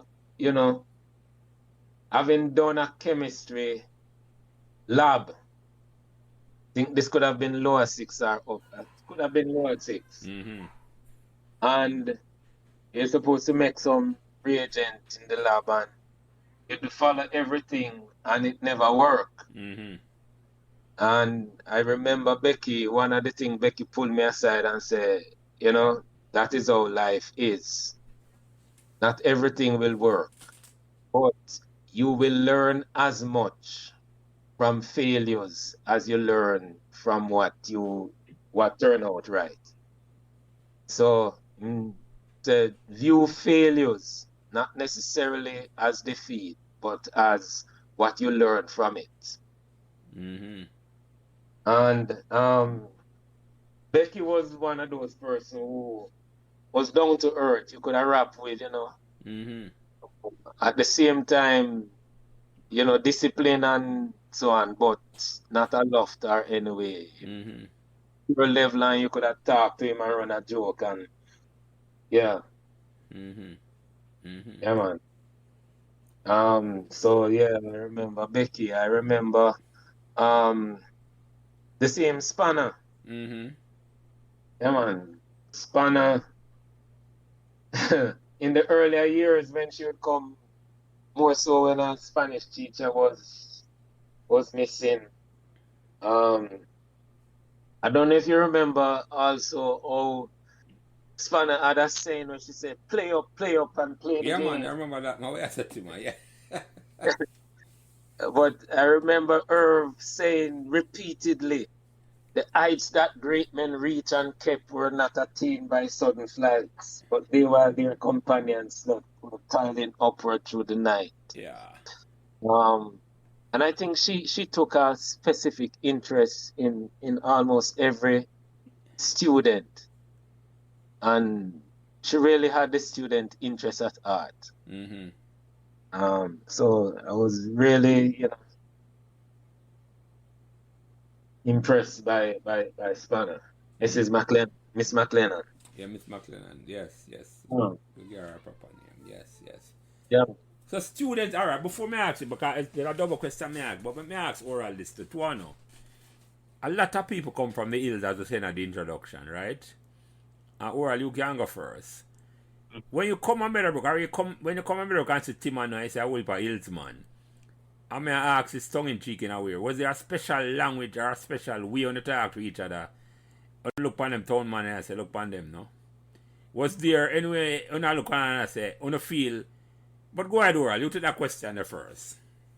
No, we were not conscious about that kind of and sensitivity about hills and townmen. We were just happy to move to a new school environment that was substantially different from where we were coming from. Mm-hmm. Okay, I got you. And we were happy to see some of the people who lived in our communities there. Okay, that's what I ask you, right? How you feel when you see that, right? So that was in itself a great motivator to know that we are making progress, we are moving on. Mm-hmm. We are in town, right? Mm-hmm. And we are joining some town friends and so on. Mm-hmm. So Tim and Lyndon and at the time I think and Lincoln Raymond. You remember Lincoln Raymond, Timon? Yes, man. And then we have a few girls as well from Red Hills that form part of the Hills posse. Mm-hmm. This girl from Burnside Valley Lodge. Who is that, man? What's her name? Was she Nicole? Is that Nicholas? Oh, yes, Christine Nicholas. Right, Nicholson. Right. So we were proud people. We were very proud people of ourselves and where we're coming from, and the fact that we fell in this group, and that because of this cluster, we have to work towards progression, or progressive achievements. That kind of thing. Yeah, yes, so Timon, the question to you in the same way, and just answer this at the same time. It's like that a student who inspire you. How you felt when you look around and you see a whole heap of people from the hills amongst your Meadowbrook? You come and after a while you say oral where you say you and them go school together and you talk about whole heap of other people. How did you feel? And name some of the other students them where inspire you right throughout your years at Meadowbrook. No matter which year you're there, 5th farm, 6th farm, 3rd farm. Right. Well, it was really, I think it was like, I guess you are overseas there now. Yeah, I'm in Orlando. I'm in Orlando, Timon. Yeah. Yeah, man. And it is like when you go somewhere and you buck up a couple more Jamaicans, you know? No, I guess, Timon. That's what I grasp on. I never quite get what me ask, but no, I see where you answer the question the right way, Timon. Yeah, man. It is that feeling. You know, Yes. But when you realize, somebody, as you say, you recognize that somebody who speak the same language. Yeah. As you. There's just a bond and a pride. Yeah. That I don't even know if you can explain. Right. But I think one of the thing about it that I am still proud of today is I recognize, even from then, that the Hillsman them, let's refer to them from in that term, even though they face, let me call it, challenges that others did not, we were having an impact on Meadowbrook, making our contribution. And I can't recall in my time at least any of the Hillsman them who did not do well academically, and also those who choose to contribute significantly to sports and other part of Meadowbrook. So you felt a sense of pride. Kind of like how you feel when you hear say Kamala Harris is the Vice President. Yeah. Vice President. Yeah. You feel that belonging, that it has a certain amount of connection and pride. So yeah, definitely proud of the Hillsman because of the shared challenges, and also that overall the contribution that we would have made to especially that golden era. Oh yeah, man. And of course, Timon, the long-standing association, in terms of where we're coming from, and the food that we eat at Rock Hall, the sports that we play on the dirt track, and the dirt field, and all of these things, Yeah. Yeah, Timon. I like how you put that. It's like you come to Meadowbrook now, like you look around and see so much hills, man. You say, enough visa them give us when you come to Meadowbrook, Meadowbrook now on a border wall orals. Yes. I put another way, you never need a visa for come to Meadowbrook. A whole heap want to come there. Absolutely a lot. Whole heap want to no, it never look like a visa required at all. You just need to just... No, not at all. And as I was saying, and continues to say, Meadowbrook was the feeder school from Rock Hall and the Hills. Yeah. One of the principal catchment schools. Yeah. Or at a high school level. Yeah. We would not get entry, well, at least not the male, but the females would be having a challenge getting entry into Immaculate Conception High School. Yeah. Because, as I said, during those times, we still have some racial and class discrimination. Yes, classism, definitely, classism more than definitely. racial. As a matter of fact, even if we did get in at them school at oral, one would not fit in. Would not fit in, absolutely. Those now, they would have probably asked if you visa at them school. That's what. or ask us to transfer to another school, because I have known of cases like that. Yes, but officially, that's what I said to you, boy. You don't really belong here, son. I said, I said, I'm asking for your visa, and I says, show me your papers. Yes. When you come to Meadowbrook, man, the man not asking for no papers, man. You just come in, and I say, everybody belong here, so our home this, and we are going to make it our home. And in a sense, we created an environment in our world that overall complexion where everybody come from all different parts of the place created a new and a brand new and a special environment. It was special oral for that alone. Absolutely. That mixture is don't attack, but you realize that right. It's like right. It's a mixture that create. It's a different blend. It's like it's a chemistry that was created that never created before oral. Just from that mixture, man. You're right. Absolutely. You're right. I want to ask Timon, though, is this. I mean, as you mentioned throughout this conversation so far, Timon has been the spiritual leader, so to speak, during the Colts and Sunlight games. And in him, and he has articulated well that he was grown up, in a highly religious environment, which I'm aware of. But what about the connection to Miss Millwood at the time, Timon? What was your connection to Miss Millwood at the time? Because she was highly religious as well, and she was a guidance counselor. Any interaction with her at the time? Well, I personally did not have a close connection. I've had exchange with Miss Millwood, but in my time, I believe Miss Millwood, if I remember correctly, was like the second shift at one point, in charge of the second shift. That's what I mean. Miss Headlam was in charge of the second. Headlam, yeah. No. Well, the person I was connected to was, I think, because I was active part of the UCCF. Right, that's what I was coming to. Is UCCF, Timon, or ISCF? ISCF. ISCF.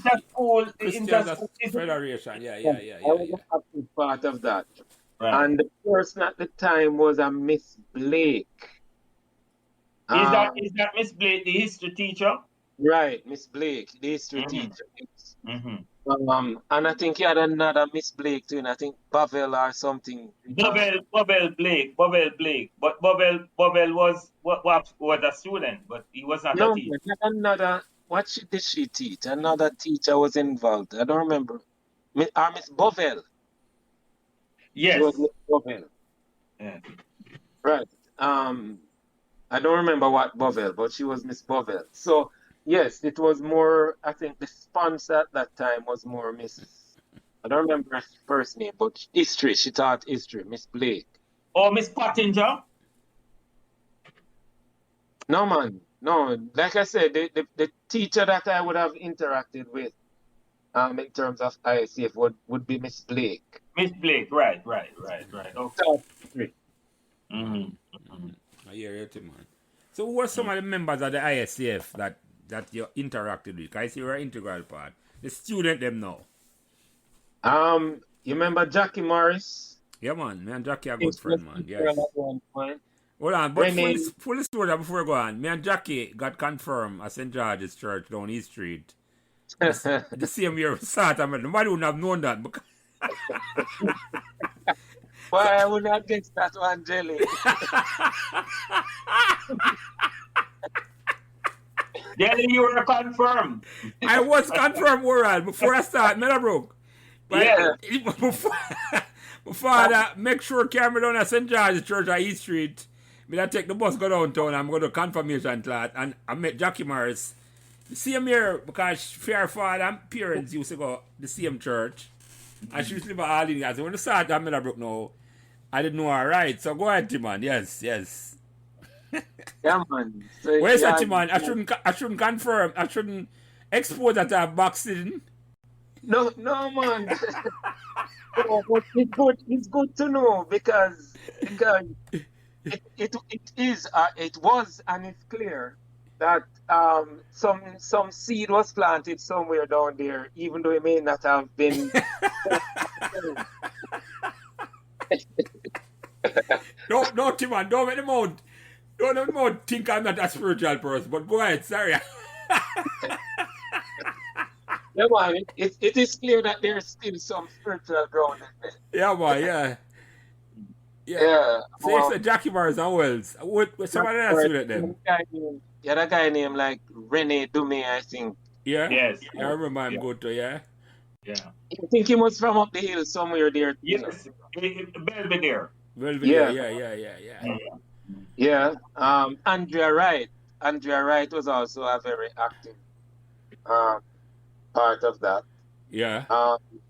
Yeah, another girl, I think Janice Robinson. Mm-hmm. Yes. I remember her name too, yes. Mm-hmm. As a matter of fact, she was vice president of BNS. Yes.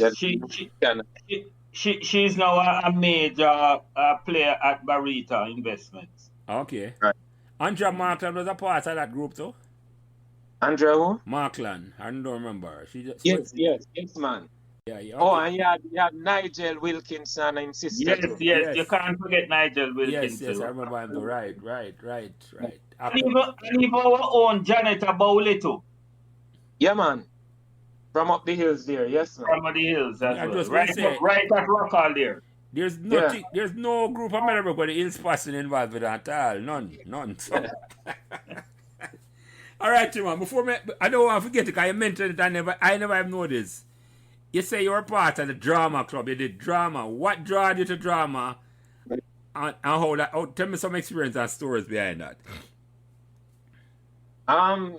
The drama was basically a replacement for cricket. I think when I entered third form, by this time, I never need to run home early. Mm-hmm. Because I had gotten accustomed to, walking up the hill and so on, and how to reach home. So I realized that the eyesight had not recovered sufficiently, like in third and fourth form, Mm-hmm. for me to be involved in cricket, because that was still the first love. I couldn't play football. Mm-hmm. None at all. I never liked the cadet. Because I couldn't take people just screaming at me and A barcode orders after. I hear you, Timon. Yeah. Yes. I wasn't attracted to cadet none at all. So I was looking for some involvement. Mm-hmm. I think I went and watched what was happening one time, and they needed some help. Mm-hmm. And I don't remember who was the teacher again. But I went there to watch what was happening, and then they needed some help, and I played the part, and them just draft me. Mm. So who were some of those students you remember being a part of the drama club that you can remember them name? Yeah, man. I think like same Rene Dume was one of them. Mm-hmm. Andrea was one. Andrea Wright, the Rhodes Scholar. Uh-huh. This girl Who was at JBC read news sometimes. Carol Francis. Carol Francis. Yes, Yeah. Carol Francis was involved. As a matter of fact, I think even Noel Fanso was involved at one point, you know. At the drama club. Okay. Yeah. Yeah. Okay. And so that was like a replacement for cricket team, man. Because your first love Yeah. gone, and you say you still need to participate and keep yourself active because you just don't want come on Meadowbrook and not contribute. You say you have to contribute. I hear you. Yeah, I yeah. hear you, Timon. I hear you. All right, so let me move on and ask you another question now. Any fun memories we remember Meadowbrook, either in the training ground, classroom, or on a field trip? Any fun memories? Specific fun memories. Well, the fun memories, you know, Jelly, I think would be more what happened in the various sporting and extracurricular activity that I participated in. Because again, it was more a kind of family setting. And the bond that was formed in these settings, I think is irreplaceable. So even in the same Sunlight Cup, Sunlight cricket team, just us, traveling out, especially when we take the bus and we travel to the different location, and the jokes and the fun that we had just traveling. That's something that remains. But one of the things that I recall in terms of fun was Pekka Bona and Kalalo. Pekka Bona Aki. Yeah. It was something to look forward to. At that time at least. Yeah, I think those. But may I ask you this, what man? Because I've started to have some conversation with some of the girls. I may have my opinion, but more yours in terms of say, why did it look like say the boys it patronize Pekka more than the girls? It was, it was. I don't think it was look like. I think it was definitely so, because well, my assessment is that it was a little bit taboo, so to speak, to go buy, let me call it, uncared food. And the girls would have been more seen as sophisticated. Yeah. It is only as a few of the girls who were radicals.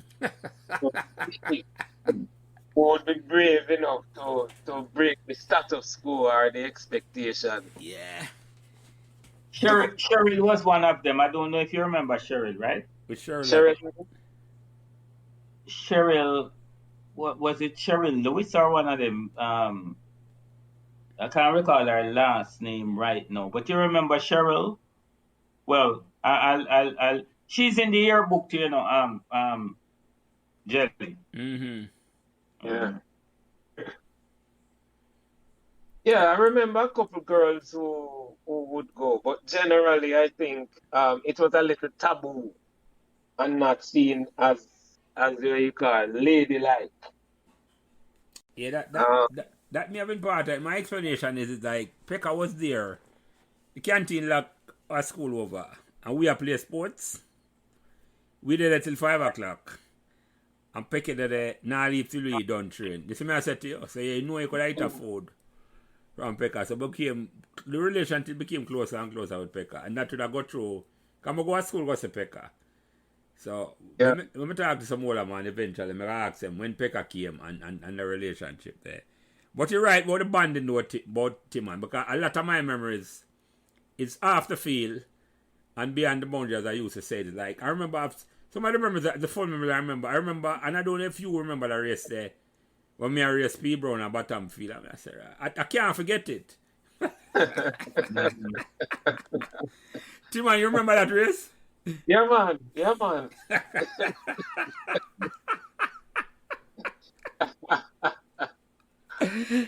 that was part of the fun, Timon. That was the fun. You see, I said to yourself, boy, Jelly with them big belly can't run. I run like a first farmer, and we're gonna leave the result of that race in a suspense because it promised me a rerun. So we're gonna have a second thing for settle that. Yeah, man. But as we mentioned, like Pekka, Jelly and Worrell, I think, and as I thought about it, I think Meadowbrook at that time too also was blessed with, all the kind of support that was needed. I don't know if you remember, I think Mr. Barnes. Kingsley, Reds, yeah. Who used to the groundsman at bottom field, yes. Yeah, man, prepare the field. I think Mr. Barnes played an important role in the whole thing too, Oh yes. Yes, Timon. You're right. Which maybe is not very noticed. That is right, Timon. It's almost like you move a look for true. I'm glad you're bringing him up, Timon. Yes. I think his contribution in that time and his support and everything cannot be overlooked. No, it can't be. Can't be, Timon. But I roll a picture of them cigarettes in my mouth. Famous. Yeah, and inseparable, but support the team and help in every way. Yeah, man. Yes. And it was one of the few persons who cost more than me, so I know exactly what you're talking about. Yeah, man. Miserable, but still. Yeah. No, you're right. It was an integral. It was part of Meadowbrook, man. You can't left him out at all, man. Integral part of Meadowbrook, man. It was like a figure, a story by himself. And he had a son and a daughter come Meadowbrook, though. His son, he play Colts, Kingsley. I think he have a daughter come Meadowbrook, too. I don't quite remember her name. I'm not half at the top of me. But I know Kingsley Barnes good, because Kingsley play Colts with me in a 77. Yes.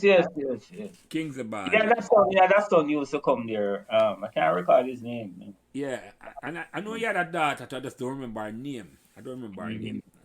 Our Kingsley sister, I don't remember if it was she named Barnes. Maybe that's why I remember. So yeah. All right, Timon, we'll move on to another question. I know. What the most embarrassing moment you remember? You can look back on Meadowbrook with a smile.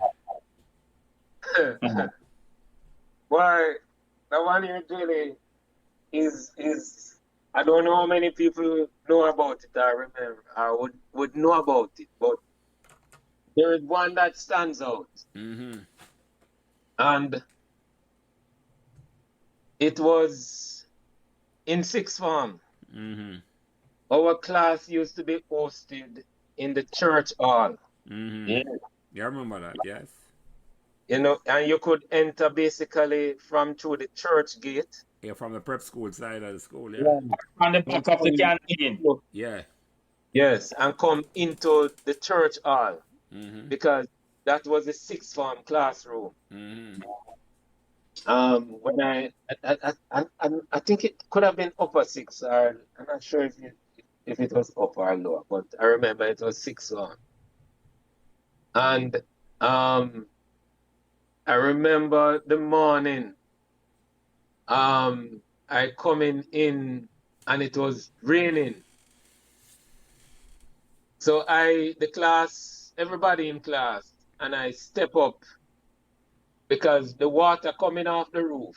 The water coming off the roof was heavy. I didn't realize it. So when I reached to where every stream of water drop off of the roof now, I kind of skip and jump onto the corridor, the landing. And as I make that step to jump across, I pick up a slide and go straight on my back with my foot up in the air and the white shirt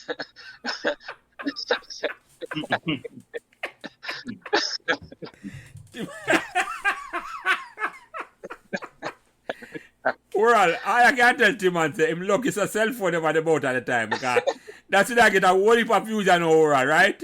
Absolutely.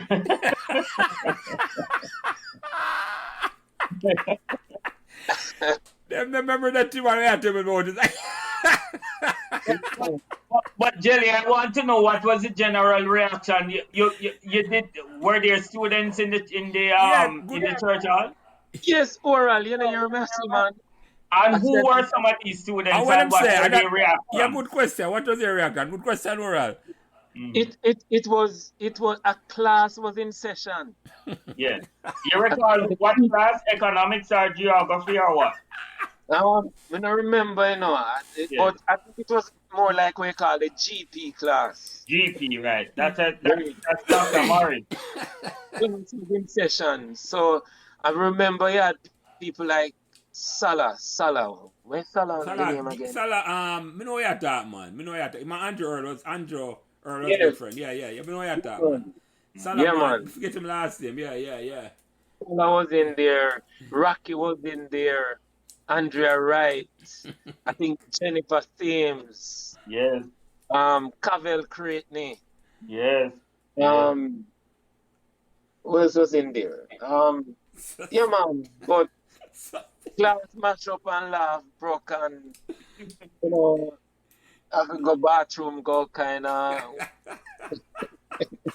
and go for the day actually. Timon, I can't tell you, you're lucky now. When I tell you why you're lucky now.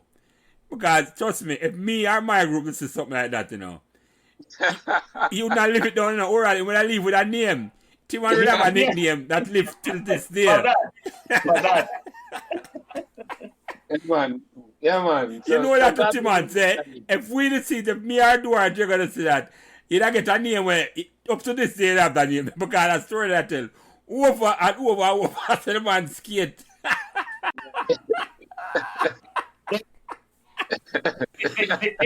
the question I want to have, which has to do with name, Prince, is whether or not Timon got a name while he was at Meadowbrook. Because some people left with a name or two.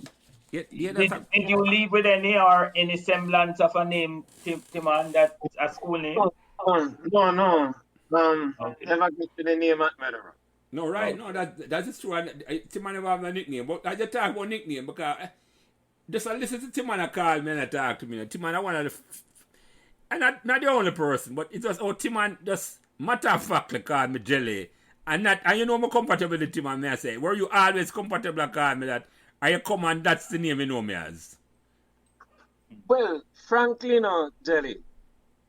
That's the name I know you as, because I know you as Glaister, basically, just theoretically.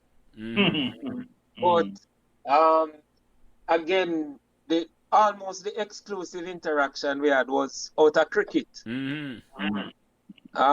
Because you were ahead of me, in I think when I was in 6B, you were in like 6A. So you were ahead of me. Your subjects that you did, I think you did more arts. Art. Yeah, it was the main thing for me. Yes, yeah. So although I would have interacted with some people who did sciences in who were ahead of me, people like I think Dana Dixon,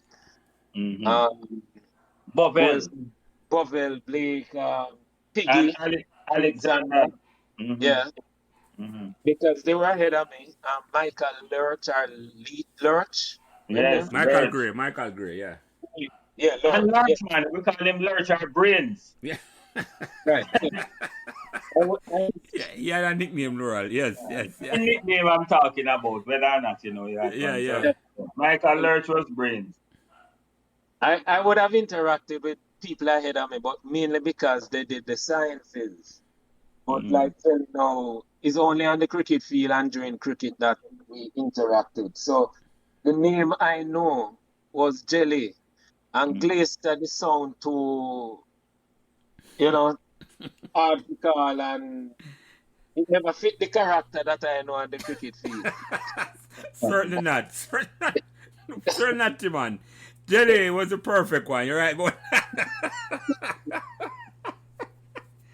Certainly not, Timon. You're right about that. You're so right about that, right? But trust me, if I had seen that slide where you talk about this, so just a visualize me, I said the amount of name I could have given you when you could have come on. And maybe, you see, like you know, Timon, maybe I wouldn't have given you a name, you know, because you were such a nice person with a broad smile.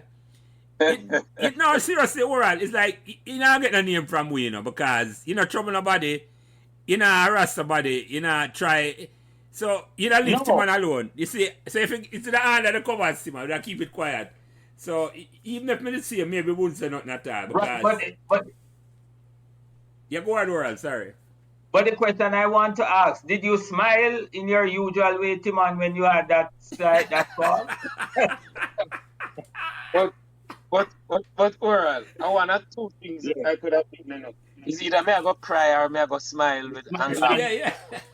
And smile would prevail. Would prevail. So of course me join the crowd and laugh and smile and you know keep it fun.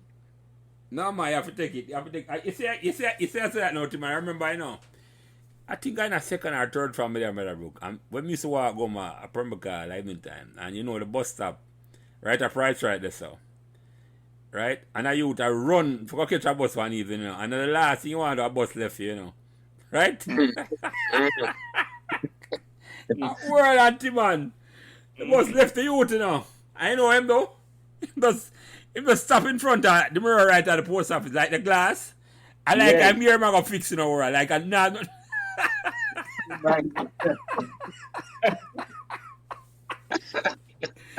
So, as you want to understand, so because Timon get up and I smile like I say, yeah man, I practice for skates, and not a big thing at all. So, a part of the drama when they practice for or something. Yes. Yeah, Timon, that was a good one, an excellent one. I like that. All right, we'll move on to another question. The best learning experience you get at Meadowbrook, Timon?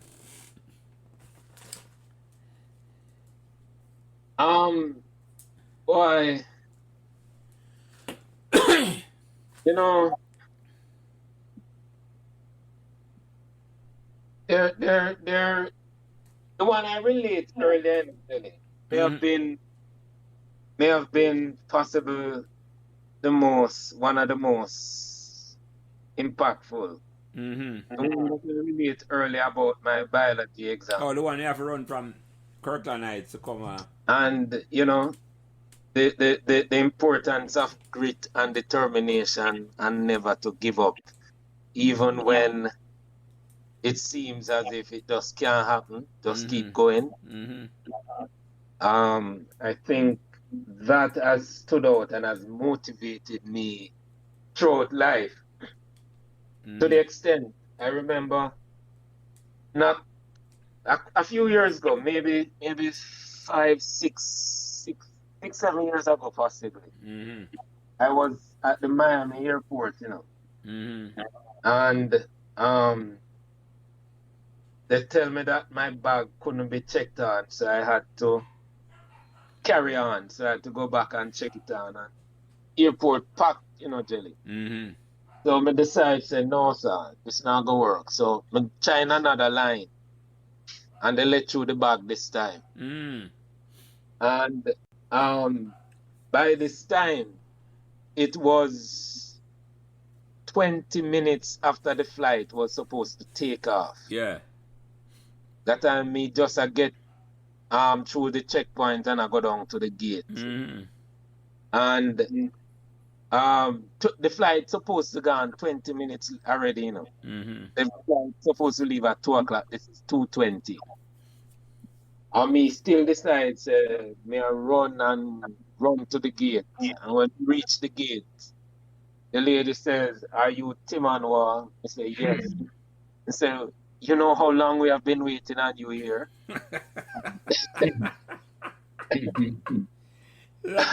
That's remind you run from Kirkland Heights to Meadowbrook, Timon. So I'm telling you, Jelly, that has really said to me, don't give up, you know. You can't give up at all, Timon. You can't give up. And even when, yes, everything said no, it no make It don't make no sense. sense at all. I hear you. I hear you Yeah, too. man. I hear you. That that has been a motivator and a thing Yeah. that has carried me through. Yeah, man. Yeah, yeah, yeah. Yeah, yeah. Yeah, man. We have a couple more questions, Tim, man. I'm respectful of your time because I say a couple of hours. I want to get to that now. So, we have a couple more questions before we wrap it up to the last question.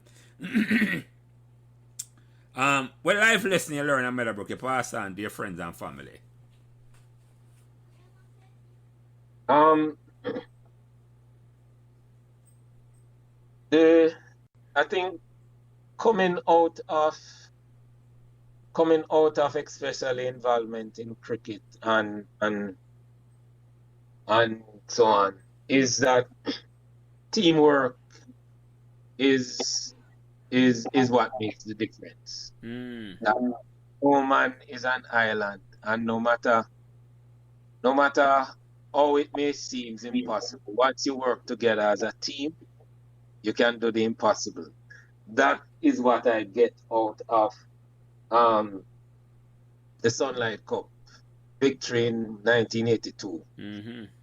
The importance of not undervaluing anybody and acknowledging every contribution. Mm-hmm. And I have made that, so to speak, a deliberate thing that I encourage to acknowledge and appreciate even those who was not in the limelight, but recognize that, they are still a part of, essential part of your success, Mm-hmm. and acknowledge and give the appropriate recognition. Because very often, we tend to only see those who are up front, Mm-hmm. Mm-hmm. who are near the goal, but without the person behind the support. Mm-hmm. So acknowledging that the support behind you, anywhere you reach, there is support. Somebody helped you to reach there, and turning around to say thanks to those people and recognizing them. I think that is something that I got from Meadowbrook and I practice.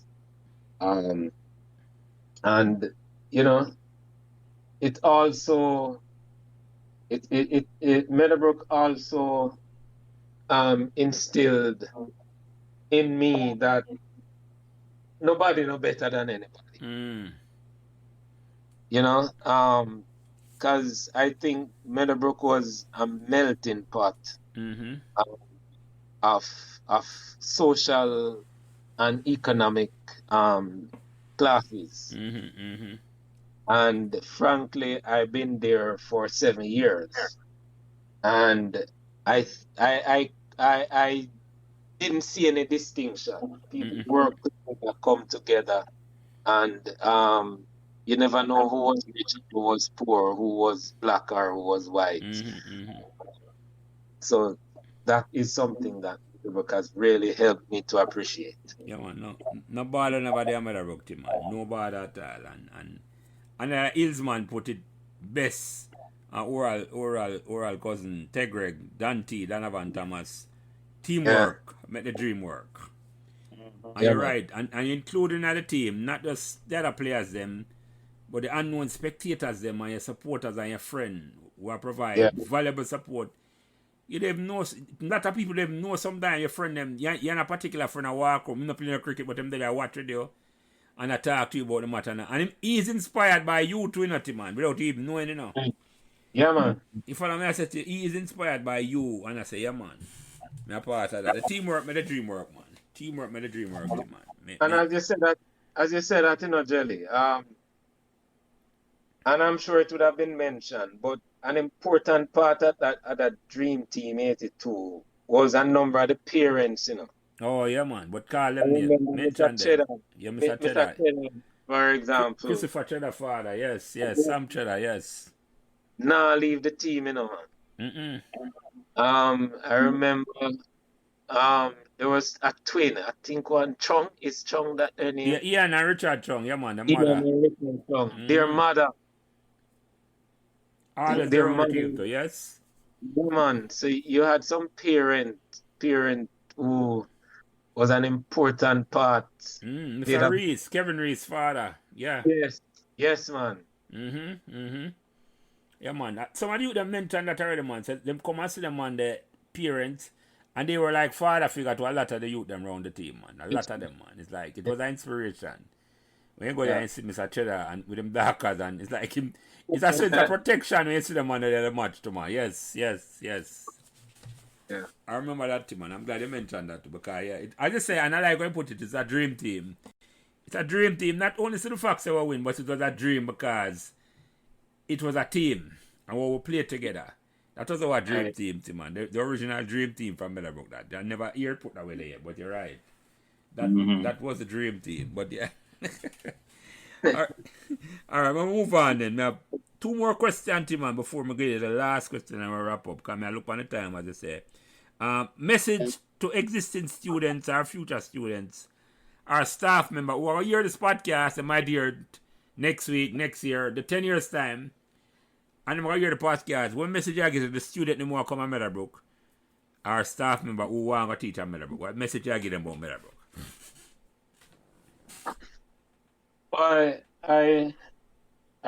would only speak of more so the period that I spent at Meadowbrook. The 7 years were amongst the most impactful years of my life. And what I would say is pretty much what I have said throughout this conversation is respect people. Everybody has a contribution to make.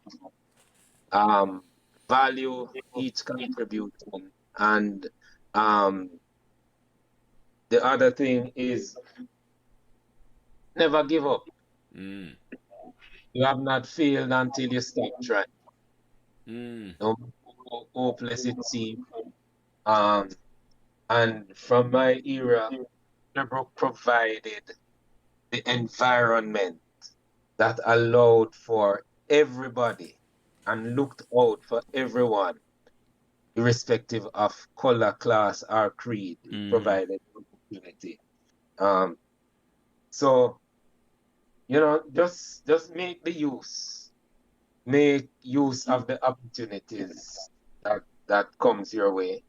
And I think I would have heard refer to it in previous conversations. Wherever you go, in whatever way you have the ability, use the school motto. Let your light so shine.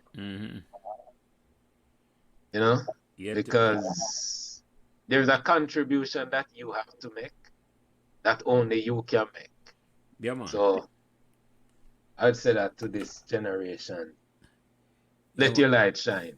Whatever it is. Whether it's sports, academics, just find a way and make your light shine.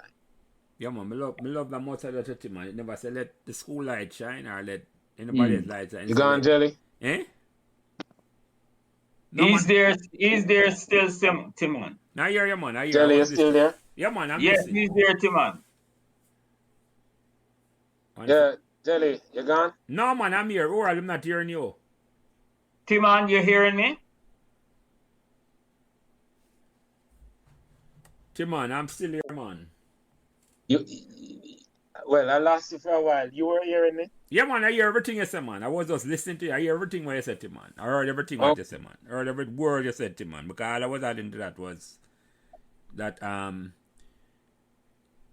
like the motto we're talking about. Let your light so shine, meaning your light.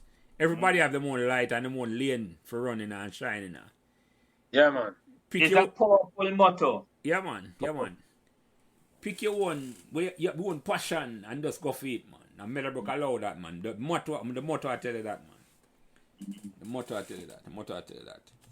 Well, let me ask you the second to last question. My name I'm going to try to pronounce penultimate because I'm going to twist up my Um,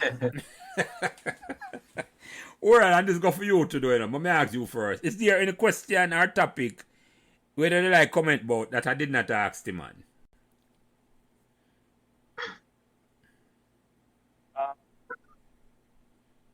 Oral? Him guy, you know.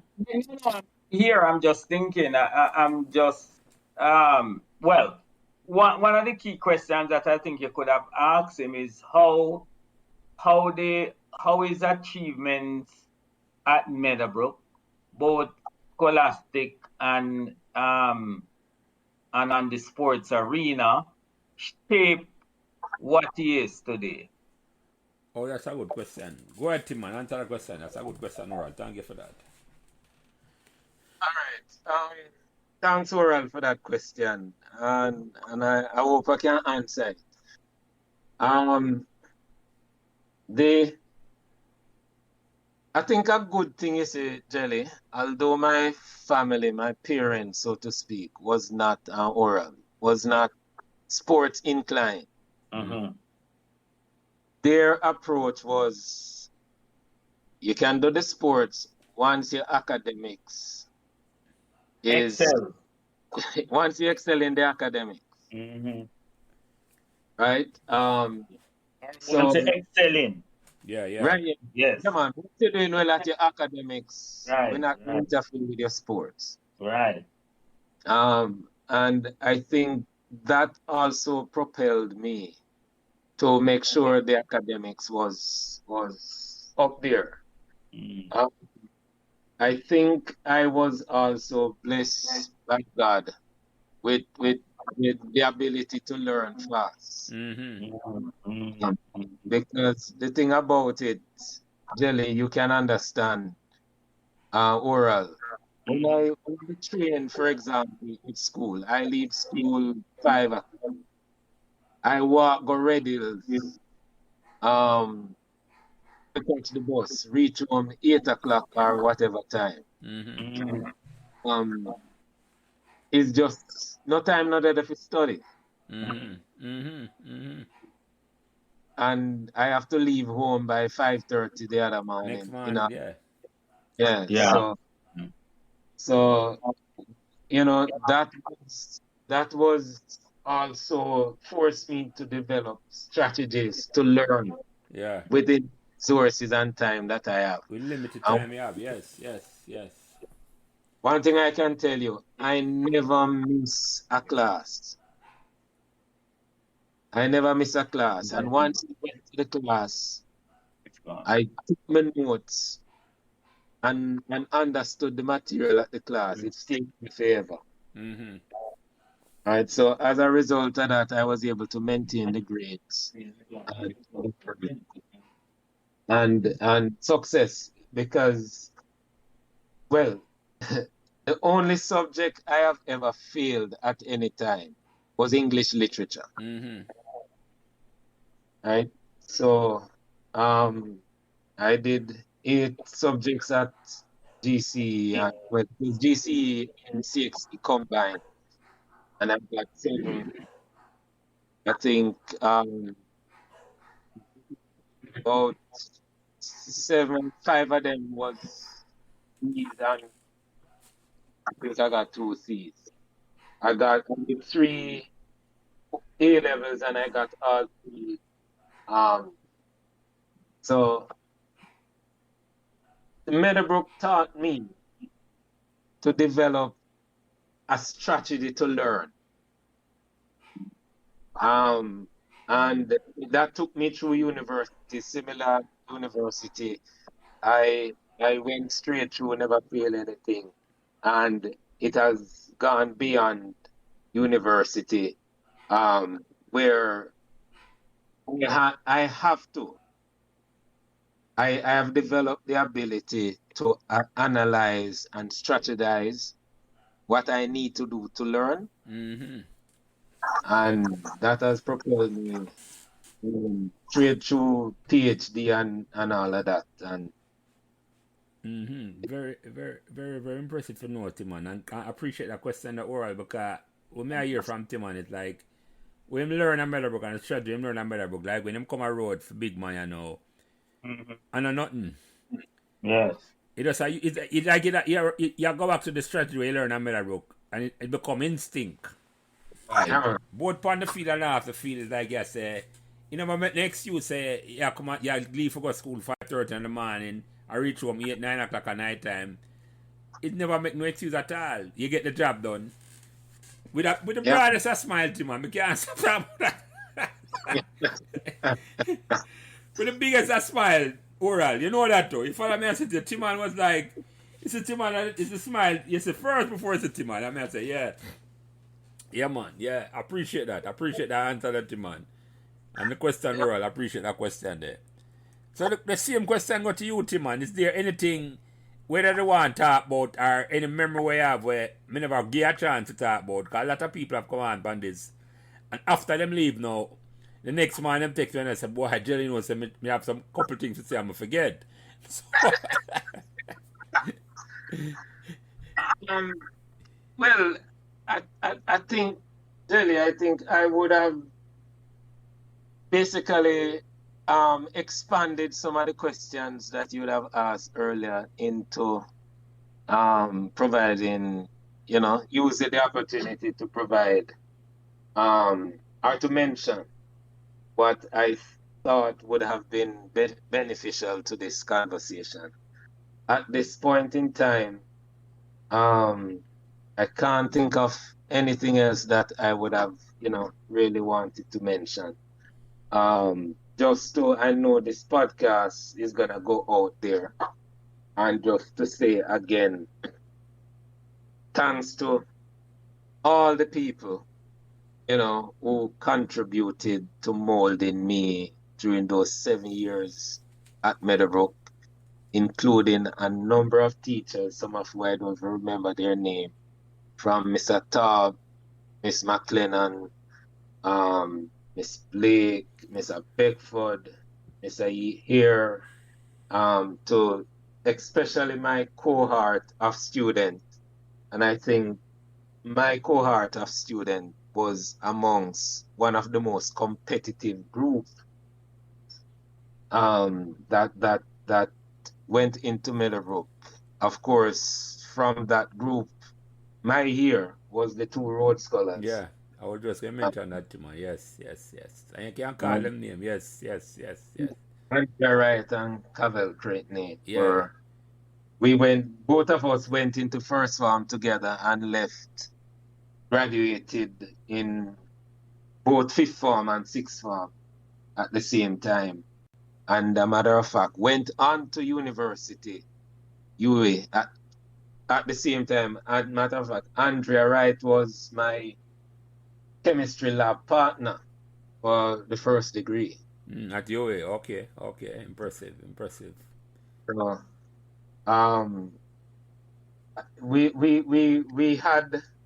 we had a nice bond, very nice bond that was good rivalry in a sense, but also at the same time very supportive. I remember studying together, sharing past paper. When we get a past paper, anybody get it, everybody have it. And it was really a good time. Good time. So I want to say, thanks to all those people, the many teachers, the support staff, the groundsman. I don't remember his name now, but Manios, I think we used to call him or something like that. Up on the top field, yeah. A groundsman who was there was, he had a little mouth organ, I think. Yeah, I know your dog. Yes. I remember him, man. I don't remember him. Yes, somebody come. Hearing me? Yeah, man, I hear you, man. Go ahead, yeah. Hello? Go ahead, man. Mr. Stina Mr. Stina was a groundsman too, is it? Yeah, in a some way, yes. But I know how to Yes, Jelly, you still there? Yeah, man, I hear you, man. Go ahead. Alright, see if my ear there. Still there? Timon, you're hearing me? Timon? Jelly? Yeah, man, I'm hearing you, Timon. Go ahead. I was hearing you, man. Alright, you hearing? Yes, I'm hearing you. I hear everything what you say, Tim, man. I've heard everything what you say, man. We hearing you, man.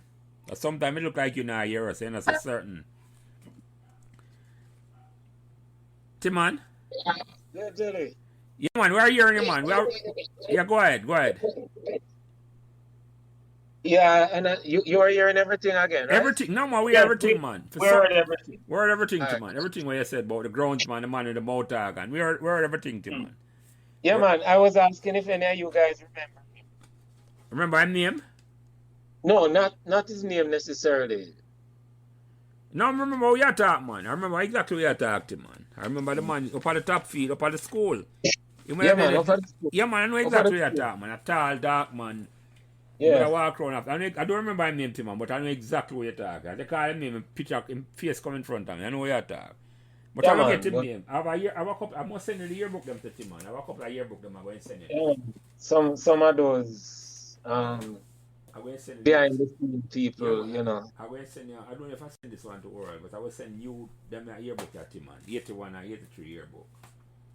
29. Right. Yeah, man, I'm going to send you that. Anyway, Tim, man, the last question, Tim, man. Last question, I'm ask everybody to come up on this podcast. Yeah. What made Meadowbrook magical?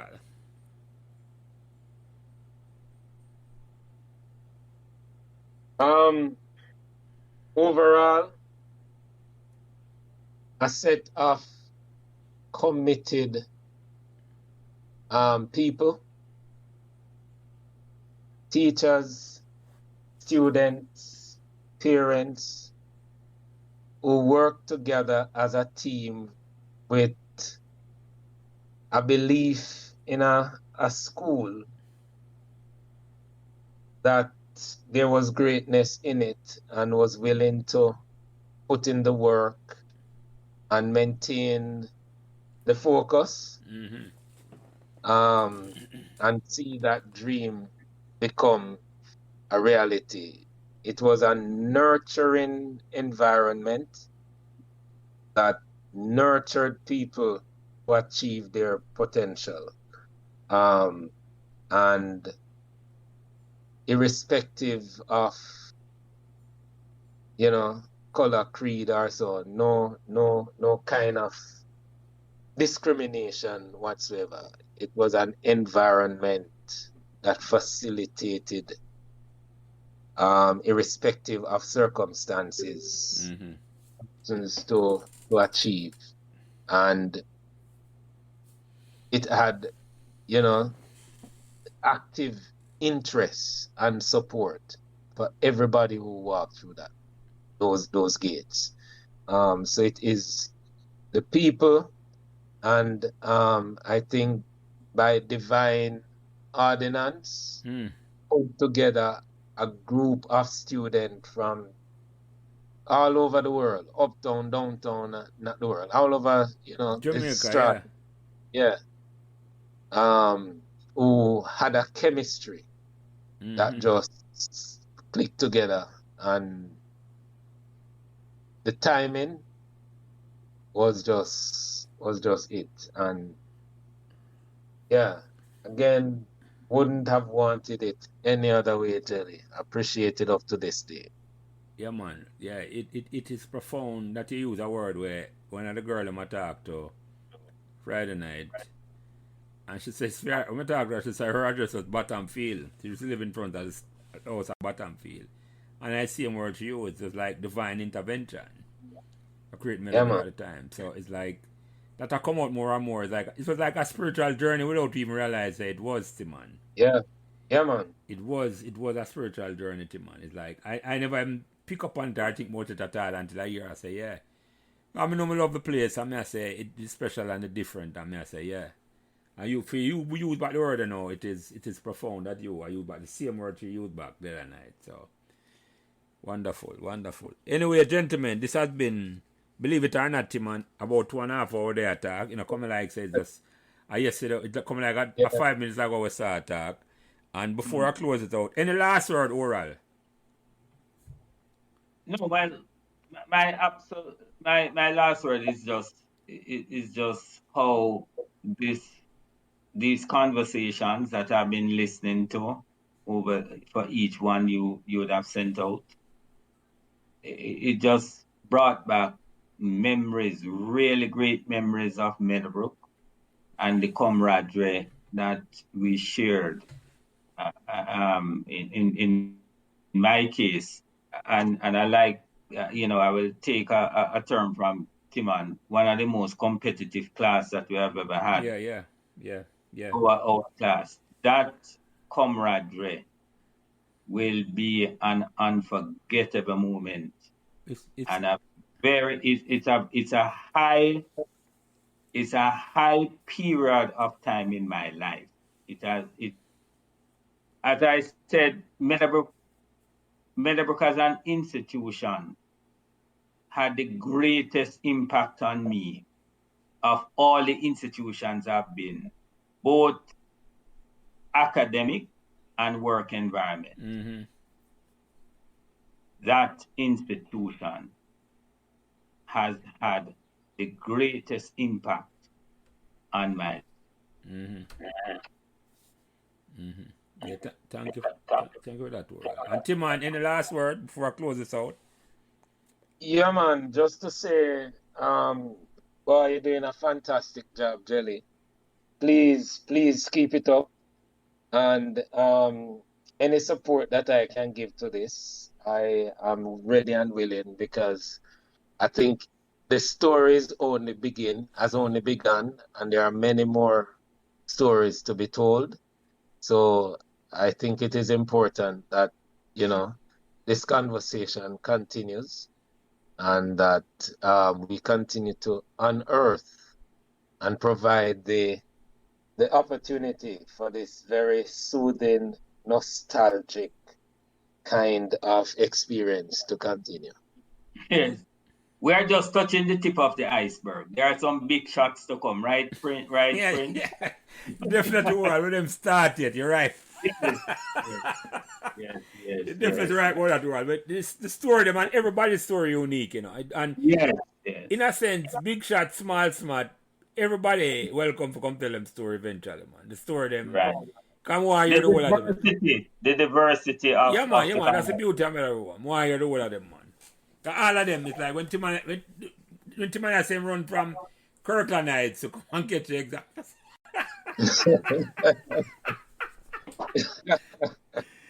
Timon, I don't know if I could have managed a run in there, but yeah.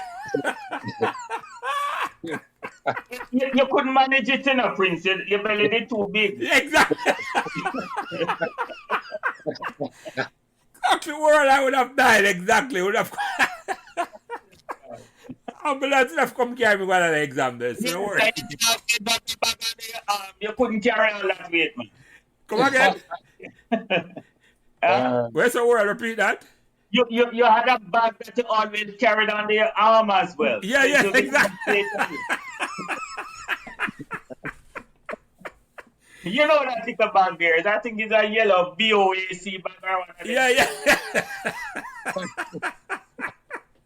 Was it a BOAC bag? It may have been oral, the original BOAC bag. Yes, I have one of those. Yes. Yes. I mean, I could actually tell you the color of the bag, eh? Yeah. Yes. Anyway, gentlemen, two gentlemen from the Hills Posse, as I say originally, Oral Shah and the spiritual leader of my team, Meadowbrook great team, Timon Waugh. This was a blast, I love this. Thank you for coming on, come share them memories there. And this will come out, as I said, I have a couple more podcasts, so this will come out next week, but this will come out in the next couple of weeks. You know, hear it. All I story them nice, and everybody listen to everybody's story. So again, gentlemen, thank you for coming on, come share the memories, and bless. Thank you. Great. Give thanks, Jelly. Yes, okay. Oral. Good touching. We'll see each other in the hills soon. Yeah, man. All right, gentlemen. Thank you. Cool. God bless. Yeah, man. You too. Thanks for listening to Meadowbrook Memories. And remember to give us all the support and encouragement you can on whatever social media platform you are listening. And special thanks to my production manager, Kyle Prince, who takes care of everything involved in getting the podcast out every week. And without him, this podcast would not be possible. It is his expertise that allows me to do what I love doing every week, having great conversations about Meadowbrook memories, and he's responsible for everything else. So again, thanks to my production manager, Kyle Prince.